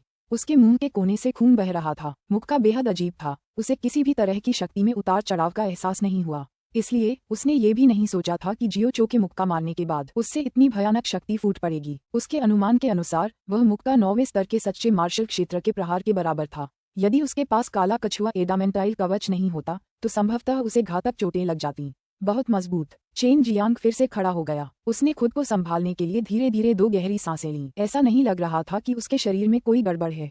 ये देखकर कि चेन जियांग को कोई गंभीर चोट नहीं आई है, जियो चाओ भी हैरान रह गया। उसके अनुमान के अनुसार कम से कम चेन जियांग को गंभीर चोटें तो लगनी ही चाहिए थीं। ये हरक्यूलियन परिवार की रहस्यमय शक्ति है, हरक्यूलियन ट्रू क्यूई। इसे महसूस नहीं किया जा सकता। हरक्यूलियन परिवार के सदस्यों के लिए हरक्यूलियन ट्रू क्यूई को ठीक उसी तरह विकसित करना बहुत मुश्किल है जब तक कि उन्हें कोई उपयुक्त साधना तकनीक न मिल जाए, लॉन्ग जुई ने कहा। चेन जियांग ने राहत की सांस ली। पहले उसे शक था कि ये सिर्फ शारीरिक ताकत है। अगर ऐसा होता तो वो बस हार मान लेता। अगर उसके विरोधी का शरीर इतना शक्तिशाली था तो वो भला उनका क्या बिगाड़ सकता था। चूंकि यह सच्ची क्यूई है तो ये खत्म हो सकती है। चेन जियांग ने अपनी मुट्ठी भींच ली और एक बार फिर जियो चाओ की ओर दौड़ा। चेन जियांग को आक्रमण करते देख जियो चोऊ ने व्यंग्यात्मक लहजे में कहा, अगर मैं तुम्हारी जगह होता तो मैं अभी तक अपनी हार स्वीकार कर लेता। जैसे ही उसकी आवाज धीमी हुई, चेन जियांग उसके सामने प्रकट हो चुका था। जियाओ चाओ ने चेन जियांग को अपनी बांह आगे बढ़ाते हुए देखा और फिर एक मधुर ड्रैगन की दहाड़ उसके कानों में गूंज उठी। पल भर में एक दमनकारी आभा उमड़ पड़ी। छोटा बदमाश, इतना मत उछल, चेन जियांग ने व्यंग्य किया। उसने अभी अभी थोड़ा सा वार किया था, फिर भी उसकी गति इतनी भयानक थी कि उसकी हरकतों को पहचानना भी मुश्किल था। चेन जियांग का वह पंजा वार कोई मजाक नहीं था। उसके प्रभावशाली अंदाज से ही साफ जाहिर हो गया कि चेन जियांग का वार बेहद जबरदस्त था। और तो और वार खत्म करने के बाद वह तेजी से पीछे हट गया था। जियाओ चाओ का युवा चेहरा गुस्से से भर गया। अचानक सब लोग अपने सामने घटित हो रहे दृश्य को देखकर स्तब्ध रह गए। जियाओ चाओ के चेहरे पर धीरे धीरे 5 गहरे घाव उभर आए। कुछ ही देर में चेन जियांग के शरीर से खून बहने लगा। जाहिर है चेन जियांग की गति बेहद भयानक थी। यह विभिन्न नीला ड्रैगन पंजा प्रहारों में से एक था, जिसे नीला ड्रैगन अदृश्य पंजा भी कहा जाता था। इसकी गति अतुलनीय रूप से तेज थी और इसके अलावा ये हमले के दौरान एक शक्तिशाली नीला ड्रैगन क्यू भी छोड़ता था। अगर किसी लोहे के स्तंभ को काटा जाता तो वह सीधे कट जाता। कहावत है, चेहरे पर वार का मतलब है आत्मसम्मान पर चोट। अब तक चेन जियांग ने जियाओ चाओ के चेहरे पर 5 खूनी खरोंचें लगा दी थीं, जिससे जियाओ चाओ बेहद गुस्से में था। शुरू में उसने सोचा था कि वह बिना हिले डुले चेन जियांग को हरा देगा, लेकिन अब गुस्सा उसके सिर पर चढ़ गया था। वह बस चेन जियांग को जल्द से जल्द हराना चाहता था। वह उसे बेरहमी से कुचल देना चाहता था। जियाओ चाओ को क्रोधित देखकर चेन जियांग मन ही मन खुश हुआ। उसने जियाओ चाओ को अपना पद छोड़ने पर मजबूर कर दिया था। चेन जियांग, तुमने मेरा चेहरा नोच डाला, मैं तुम्हारी खोपड़ी तोड़ दूंगा। जियाओ चाओ की आवाज नफरत से भरी थी। बच्चों जैसी आवाज में ऐसा वाक्य बोलना सबको थोड़ा अजीब लगा। जियाओ चाओ काफी तेज था। पलक झपकते ही वह चेन जियांग के सामने पहुंच गया और फिर तेजी से कई घूंसे बरसा दिए। हर घूंसा उस घूंसे से 2 गुना ज्यादा जोरदार था जिसने चेन जियांग को उड़ा दिया था। इतने भयानक हमलों के सामने चेन जियांग न तो प्रतिरोध कर सकता था और न ही रोक सकता था, बस चकमा दे सकता था। चेन जियांग जियाओ चाओ जितना तेज नहीं था। जब जियाओ चाओ ने चेन जियांग को एक तरफ भागते देखा तो वह एक बार फिर चेन जियांग के पीछे आ गया और तेजी से लेकिन बेतरतीब ढंग से उस पर एक मुक्का मारा। हालांकि जियाओ चाओ की मुक्का पानी की एक परत पर लगी। उसे लगा जैसे उसकी मुक्का सिर्फ समुद्र की सतह पर ही लगी हो। चेन जियांग द्वारा काले कछुए की बाहरी शक्ति तकनीक सीखने के बाद काले कछुए का लुओ तियान आवरण और भी ज्यादा मजबूत हो गया। चेन जियांग को ये जानकर सुखद आश्चर्य हुआ कि अब उस तरह की शक्ति का प्रतिरोध करना कहीं ज्यादा आसान हो गया था। हा, इस बदमाश में तो बस पाशविक बल है। चेन जियांग ने देखा कि जियाओ चो इतनी बेतरतीब ढंग से हमला कर रहा है और उसे एहसास हुआ कि जियाओ चो सिर्फ अंधाधुंध हमला करना ही जानता है। तब ये साफ हो गया कि उसने ज्यादा मार्शल तकनीकें नहीं सीखी थीं। आखिरकार वह हरक्यूलियन ट्रू क्यूई की साधना कर रहा था। उसकी अनोखी ट्रू क्यूई के कारण उसके लिए उपयुक्त मार्शल तकनीकें बहुत कम थीं। जब चेन जियांग को जियाओ चाओ की कमजोरी का पता चला तो वह अचानक बेहद निश्चिंत हो गया। उसे जियाओ चाओ के मुकाबले अपनी कमजोरी का पूरा अंदाजा था, लेकिन चेन जियांग को अब पूरा भरोसा था कि वह जियाओ चाओ को हरा सकता है। चेन जियांग, आमने सामने लड़ो, कछुआ मत बनो। जियो चाओ को उम्मीद नहीं थी कि चेन जियांग एक दुर्जेय जल कवच भी छोड़ सकता है जिसने उसे घृणा से अपने दांत पीसने पर मजबूर कर दिया। चेन जियांग को अचानक लगा कि उसने जियाओ चाओ को ज्यादा ही आंक लिया था। वह कुछ 100 साल का था, फिर भी वह एक छोटे से बदमाश की तरह व्यवहार कर रहा था। जियो चाओ की इच्छा के अनुसार चेन जियांग ने अचानक पानी का पर्दा हटा लिया। पानी का पर्दा अचानक गायब होते देख जियो चाओ मन ही मन बहुत खुश हुआ। फिर उसने बेरहमी से चेन जियांग पर एक मुक्का मारा। जियो चाओ के मुक्के के हवा में टकराने से लगातार धमाकेदार आवाजें निकल रही थीं और उसकी तेज गति ने सभी को दंग कर दिया। भाड़ में जाओ, जियाओ चाओ दहाड़ा। उसकी आवाज से ही पत्थरों पर दरारें पड़ने लगीं। यहाँ तक कि खुशबू वाला शहर भी थोड़ा हिल गया। मुक्का चेन जियांग के पेट पर सटीक रूप से लगा, लेकिन उसी क्षण चेन जियांग का शरीर धुंध में गायब हो गया। उसका शरीर अचानक गायब हो गया। ये चेन जियांग की जल दर्पण तकनीक थी। जो लोग चेन जियांग से परिचित थे वे इस चाल से वाकिफ होंगे। चेन जियांग के कई प्रतिद्वंद्वी इस चाल से पीड़ित हुए थे और इसने बार बार खुद को अमूल्य साबित किया था। जियाओ चाओ को अभी अभी यकीन होने लगा था कि चेन जियांग उसके घूंसे से धुएं के गुबार में गायब हो गया है, लेकिन जल्द ही उसे एहसास हुआ कि वह गलत था। ऐसा इसलिए था क्योंकि उसके घूंसे की ताकत आभासी छवि को भेद कर बेरहमी से अवरोध से टकरा गई थी। छोटा बदमाश, हा। चेन जियांग के मजाक उड़ाने के बाद वह अचानक जियाओ चाओ के पास आ गया। चेन जियांग ने हवा में एक गहरा घाव बनाया और एक बार फिर नीला ड्रैगन अदृश्य पंजा चलाया। जियाओ चाओ के चेहरे के दूसरी तरफ 5 और गहरे घाव फिर से दिखाई दिए। अध्याय 0329 बर्फ आत्मा शैतान आभा। बर्फ आत्मा शैतान आभा। अनुवादक ऐश। संपादित आई बैलिस्टिक बनी। सिर्फ ताकत के बल पर ही जियाओ चाओ चेन जियांग से एक पायदान ऊपर था, लेकिन अब जियाओ चाओ ही चेन जियांग द्वारा छेड़ा जा रहा था और उसका चेहरा ऐसा लग रहा था मानो किसी बिल्ली ने उसे नोच डाला हो। यह नज़ारा बहुत मजेदार था और कई दर्शक हंसी से लोटपोट हुए बिना नहीं रह सके। चेन जियांग, मैं तुम्हें मार डालूंगा। जियाओ चाओ चेन जियांग से पूरी तरह से क्रोधित हो गया था। उसका छोटा सा शरीर अचानक कांपने लगा और फिर उसके शरीर से गुनगुनाती हुई ट्रू क्यू फूट पड़ी। इससे एक अदृश्य शक्ति बनी जो चेन जियांग की ओर बढ़ी। चेन जियांग को बहुत गहरा सदमा लगा। उसने तुरंत काले कछुए का लुओ तियान कवच छोड़ दिया। इस बीच वह शक्ति चेन जियांग की ओर तेजी से बढ़ रही थी। जियाओ चाओ पहले ही चेन जियांग के ऊपर प्रकट हो चुका था और बेरहमी से उसके सिर पर लात मार रहा था।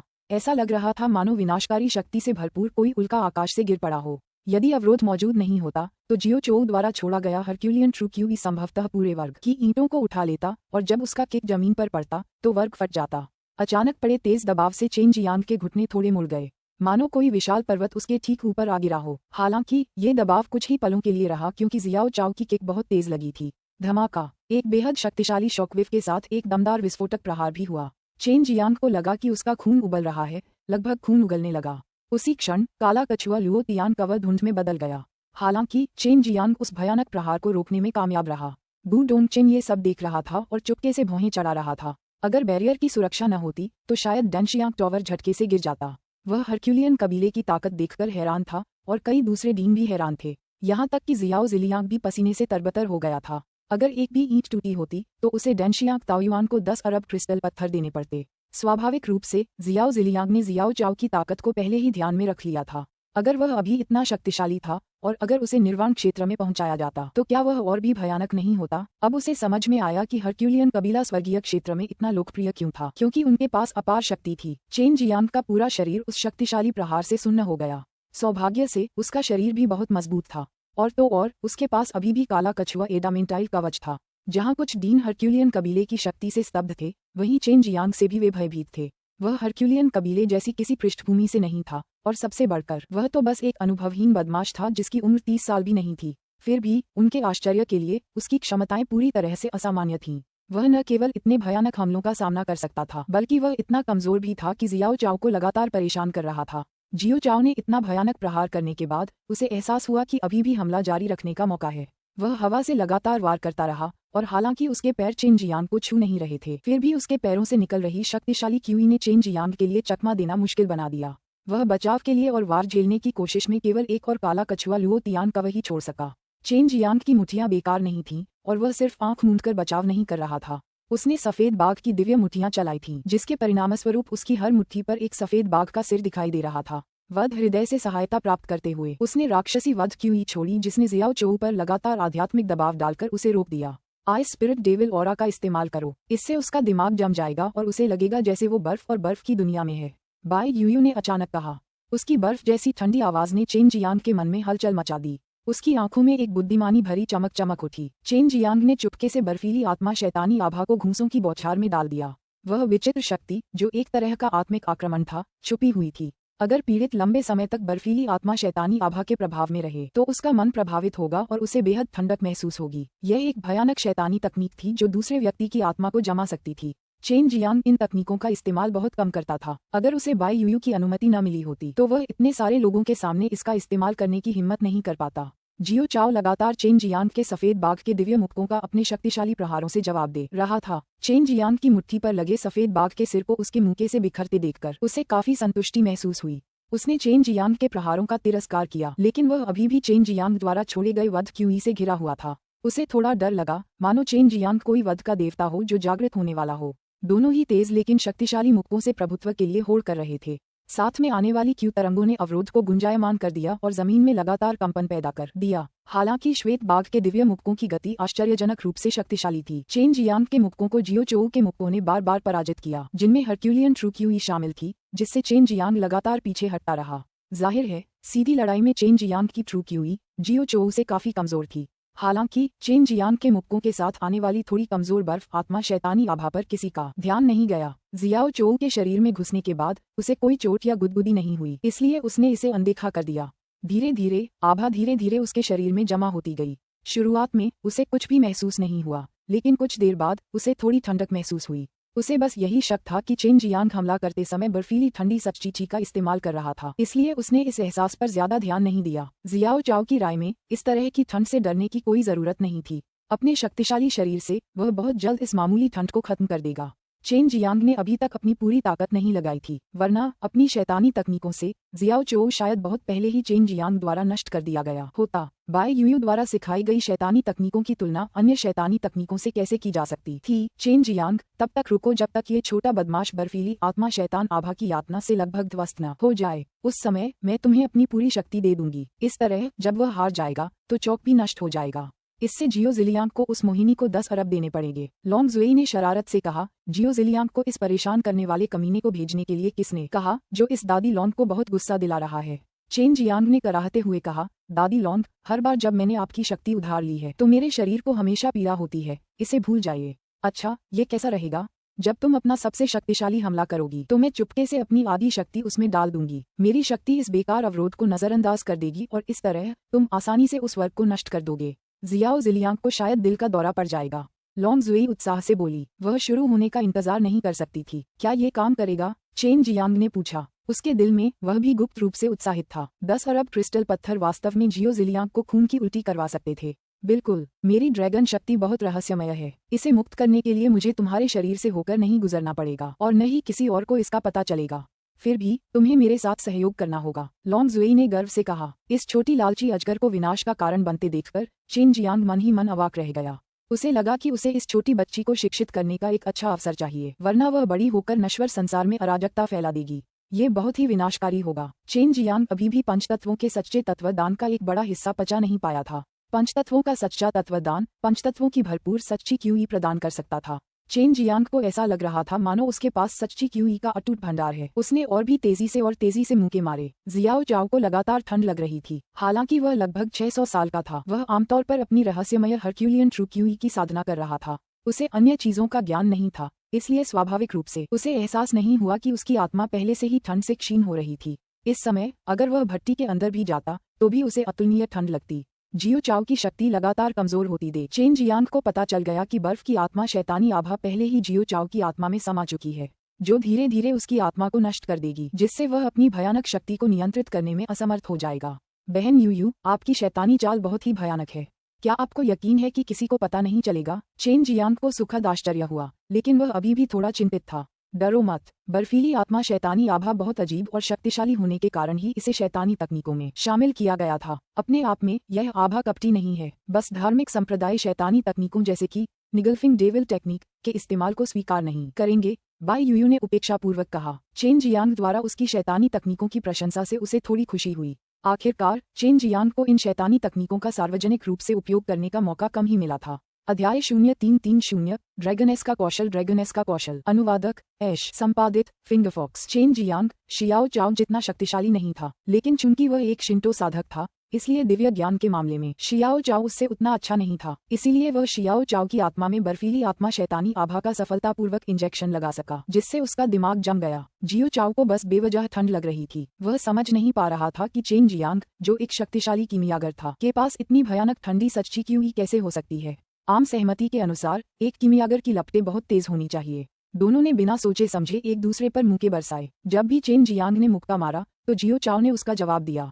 उसी समय जियो चाओ ने भी अपने मुक्कों में हरक्यूलियन ट्रू क्यूई का संचार करके चेन जियांग के मुक्के का पलटवार करने का मौका पा लिया। उनके मुक्कों की गति इतनी तेज थी कि देखने वालों को मुक्कों की झिलमिलाती परछाइयों की एक झलक ही मिल सकी। शुरुआत में चेन जियांग को बार बार पीछे हटने के लिए मजबूर होना पड़ा, लेकिन अब चेन जियांग के पीछे हटने की गति लगातार धीमी होती जा रही थी और आखिरकार वह एक जगह रुक गया, जिससे सभी को थोड़ा आश्चर्य हुआ।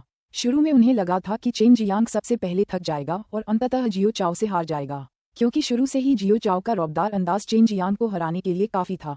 जियाओ चाओ के शरीर में हरक्यूलियन ट्रू क्यूई अभी भी बहुत समृद्ध थी, बस उसे बहुत ठंड लग रही थी। उसे लग रहा था कि उसका शरीर उसके नियंत्रण से थोड़ा बाहर हो गया है। वह अपनी पूरी ताकत नहीं दिखा पा रहा था। उसकी गति और शक्ति दोनों ही बहुत कमजोर हो गई थीं। चेन जियांग को मन ही मन गर्व महसूस हुआ। हालांकि उसे अभी भी लग रहा था कि इसमें अभी भी कमी है, क्योंकि जियाओ चाओ अभी पूरी तरह से टूटा नहीं था। वह चाहता था कि यह घमंडी छोटा सा शैतान यातनाओं से लड़ने में पूरी तरह से शक्तिहीन हो जाए और अंततः लॉन्ग जुई की सबसे शक्तिशाली शक्ति से पराजित हो जाए, ताकि उसे पता चले कि फूल इतने लाल क्यों होते हैं और उसे ये भी पता चले कि खुद को एक देवता का वंशज बताना कितना हास्यास्पद है। जियाओ जिलियांग ने भी कुछ नोटिस किया था, लेकिन उसे समझ नहीं आ रहा था कि क्या हुआ था। उसका मानना था कि जियाओ चाओ को अपनी शक्ति इतनी जल्दी खर्च नहीं करनी चाहिए थी। तांग येचाओ, यू जियांगलिंग और बाकी लोग ये देखकर मन ही मन खुश हुए। शुरुआत में जियाओ चाओ की ताकत देखकर उन्हें जरा भी शक नहीं था कि चेन जियांग हार जाएगा, लेकिन अब चेन जियांग के जीतने की संभावना थी। जब वे चेन जियांग से हार गए थे तो वे जियाओ जिलियांग को जीतते नहीं देखना चाहते थे, क्योंकि अगर ऐसा हुआ तो उन्हें असहज महसूस होगा। आखिर उस छोटे बदमाश ने क्या किया? वो नन्हा सा बच्चा इतना कमजोर कैसे हो गया? लियू मैंगर की भौहें तन गईं।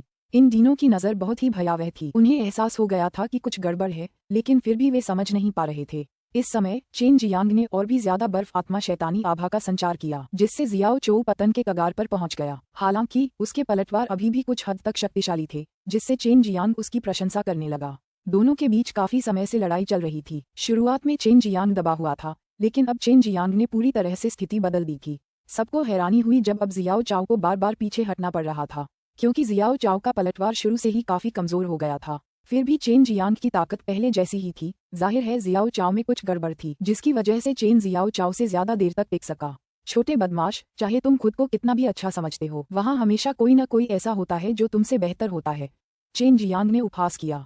चेन जियांग, अपनी ठंडी शक्ति का इस्तेमाल मत करो। जियाओ चाओ गुस्से से घुट रहा था, उसे बेवजह ठंड लग रही थी जिससे वह शारीरिक रूप से शक्तिहीन हो गया था, हालांकि उसकी आत्मा तैयार थी। शक्तिहीन शरीर को नियंत्रित नहीं किया जा सकता, वह बस बेबस होकर खुद को दुश्मन द्वारा कुचले जाते हुए देख सकता था। चेन जियांग ने व्यंग्य करते हुए कहा, बकवास मत करो, अगर तुम में हिम्मत है तो अपनी हरक्यूलियन ट्रू क्यूई का उपयोग मत करो और फिर मुझसे लड़ो। बर्फ जमने की शक्ति। डीन अचानक चौंक गए, इससे उनके लिए यह और भी समझ से परे हो गया क्योंकि शुरू से ही उन्हें चेन जियांग के किसी भी शीत सच्ची क्यूई का इस्तेमाल करने का आभास नहीं हुआ था। चेन जियांग जरूर कोई मार्शल तकनीक इस्तेमाल कर रहा है, वरना जियाओ चाओ कभी कभी क्यों कांपता? लगता है ठंड से ही होगा। उस छोटे बदमाश जियाओ चाओ को तो पूरे बदन में ठंड लग रही है, लियान यिंगशियाओ ने संदेह से कहा। उसने बहुत कुछ देखा और अनुभव किया था, फिर भी उसने इस तरह की मार्शल तकनीक के बारे में कभी नहीं सुना था। ठीक इसी समय जियाओ चाओ के मुक्कों की गति थोड़ी कम हो गई। जैसे ही चेन जियांग की मुट्ठी में सफेद बाघ का सिर जियाओ चाओ के छोटे से चेहरे पर लगा, उसकी चीख खून जमा देने वाली निकली। जाहिर था चेन जियांग ने अपनी मुट्ठी में सब कुछ डाल लिया था। छोटे बदमाश, मैं तुम्हें पिता की असली ताकत का अनुभव कराऊंगा, चेन जियांग ने हंसते हुए कहा। चेन जियांग ने अचानक अपनी पूरी ताकत झोंक दी। चाहे उसकी गति हो या उसकी ताकत, दोनों में ही काफी वृद्धि हो गई थी। क्रूर श्वेत बाघ के दिव्य मुंह के बेरहमी से जियो चाओ पर पड़े। हालांकि मुंह के बेतरतीब लग रहे थे, लेकिन वे सभी जियो चाओ के शरीर पर ऐसे लगे कि वह छोटा सा शरीर वार से हवा में लटक गया। चेन जियांग के क्रूर मुक्कों से जियाओ चाओ को बेरहमी से तबाह होते देख हर कोई मन ही मन अपनी जीभ चटका रहा था। एक के बाद एक भयानक बाघों की दहाड़ें हर जगह गूंज रही थीं। आकाश में गूंज से ऐसा लग रहा था मानो खूंखार बाघों का झुंड आपस में जमकर कुश्ती लड़ रहा हो। अब चेन जियांग की श्वेत बाघ दिव्य मुठियां न केवल असाधारण थीं, बल्कि जब वे जियाओ चाओ के शरीर पर पड़ीं तो विचित्र हिम आत्मा शैतानी आभा सीधे जियाओ चाओ के शरीर में और बहुत बड़ी मात्रा में रिस गई। अब चेन जियांग ने हिम आत्मा शैतानी आभा से जियाओ चाओ की दृढ़ इच्छा शक्ति को सफलतापूर्वक नष्ट कर दिया था। इसने जियाओ चाओ की आत्मा को तहस नहस कर दिया था। जियाओ चाओ को ऐसा लग रहा था मानो वह बर्फ और बर्फ के देश में है जो घातक शीत क्यू से भरा हुआ है। इस बदमाश ने आखिर क्या कर दिया? हुआ जियांग्यू की खूबसूरत आंखें चमक उठीं। हालांकि चेन जियांग का पलटना अचानक नहीं था, फिर भी उसे समझना मुश्किल था। जियो जिलियांग बेहद चिंतित था। जियो चाओ उसका सबसे बड़ा दुश्मन था, फिर भी चेन जियांग ने उसे इस तरह हरा दिया था। बस हो ही गया, अगर जियो जिलियांग ने लड़ाई रोक दी तो सब बेकार हो जाएगा, लॉन्ग जुएई ने जल्दी से कहा। वह अपने और चेन जियांग के संयुक्त प्रहार का बेसब्री से इंतजार कर रही थी। स्वर्गीय ड्रैगन सील का उपयोग करो, इस छोटे बदमाश को जमीन पर पटक दो, लॉन्ग जुएई चिल्लाई। स्वर्गीय ड्रैगन सील, ये तो बताने की जरूरत ही नहीं कि इसे लॉन्ग जुएई के साथ डाला जाएगा, जो बेहद डरावना होगा। क्या इससे उसकी मौत हो जाएगी? हालांकि यह छोटा बदमाश थोड़ा घमंडी है, वह भी हरक्यूलियन परिवार से है, वह अभी छोटा और अज्ञानी है, चेन जियांग ने पूछा। हरक्यूलियन परिवार उतना कमजोर नहीं है जितना तुम सोच रही हो, वरना वह पहले ही मर चुका होता। तुम्हें बस अपनी दिव्य इंद्रिय को मुक्त करके मेरी दिव्य इंद्रिय के साथ मिल जाना है, फिर बाकी सब मुझ पर छोड़ दो। मैं सबसे शक्तिशाली स्वर्गीय ड्रैगन सील लगाऊंगी, ये तुम्हारी सील से बिल्कुल अलग होगी, लॉन्ग जुएई ने जवाब दिया। चेन जियांग ने जियाओ चाओ को पीटते हुए लॉन्ग जुएई के निर्देशों का पालन किया। बहुत जल्द उसकी दिव्य भावना लॉन्ग जुएई की दिव्य भावना के साथ जुड़ गई। उसे आश्चर्य इस बात का था कि शरीर के अंदर सभी की स्थिति उसके विहंगम दृश्य में थी। कुछ डीन के डेंटियन के अंदर बादलों के समूह के अलावा कुछ भी देखना मुश्किल था। बाकी लोगों के लिए वह सब कुछ स्पष्ट रूप से देख सकता था। सबकी नजर चेन जियांग के हल्के से हिलते होंठों पर पड़ी, मानो वह कुछ कह रहा हो। ये स्वर्गीय ड्रैगन सील का मंत्र था, हालांकि इसे लॉन्ग जुएई पूरा कर रही थी। यह मंत्र चेन जियांग द्वारा पहले पढ़े गए मंत्र से अलग था, ये बेहद जटिल था। चेन जियांग अपने शरीर में अत्यंत तीव्र गति से उठती सच्ची क्यूई और तेजी से बढ़ती आध्यात्मिक ऊर्जा को स्पष्ट रूप से महसूस कर सकता था। उसके शरीर में एक अत्यंत जटिल आध्यात्मिक स्वरूप निर्मित हो रहा था। ये बदमाश क्या करने जा रहा है? बू डोंगचेन जल्दी से कुछ कदम पीछे हट गया और आसमान की ओर देखने लगा। सभी ने आकाश को घने काले बादलों से ढका हुआ पाया। सुगंध नगरी के ऊपर आत्मा क्यूई अब चौक के ऊपर उमड़ रही थी। आकाश में बिजली चमक रही थी और गड़गड़ाहट हो रही थी। बादल ऐसे उमड़ रहे थे मानो कोई भयानक जानवर आकाश को चीरता हुआ नश्वर जगत पर टूट पड़ रहा हो। जियो जिलियांग और अन्य लोगों ने लंबे समय से चेन जियांग के पास कई शक्तिशाली मार्शल तकनीकों के बारे में सुना था, लेकिन ये पहली बार था जब उन्हें ये देखने को मिला।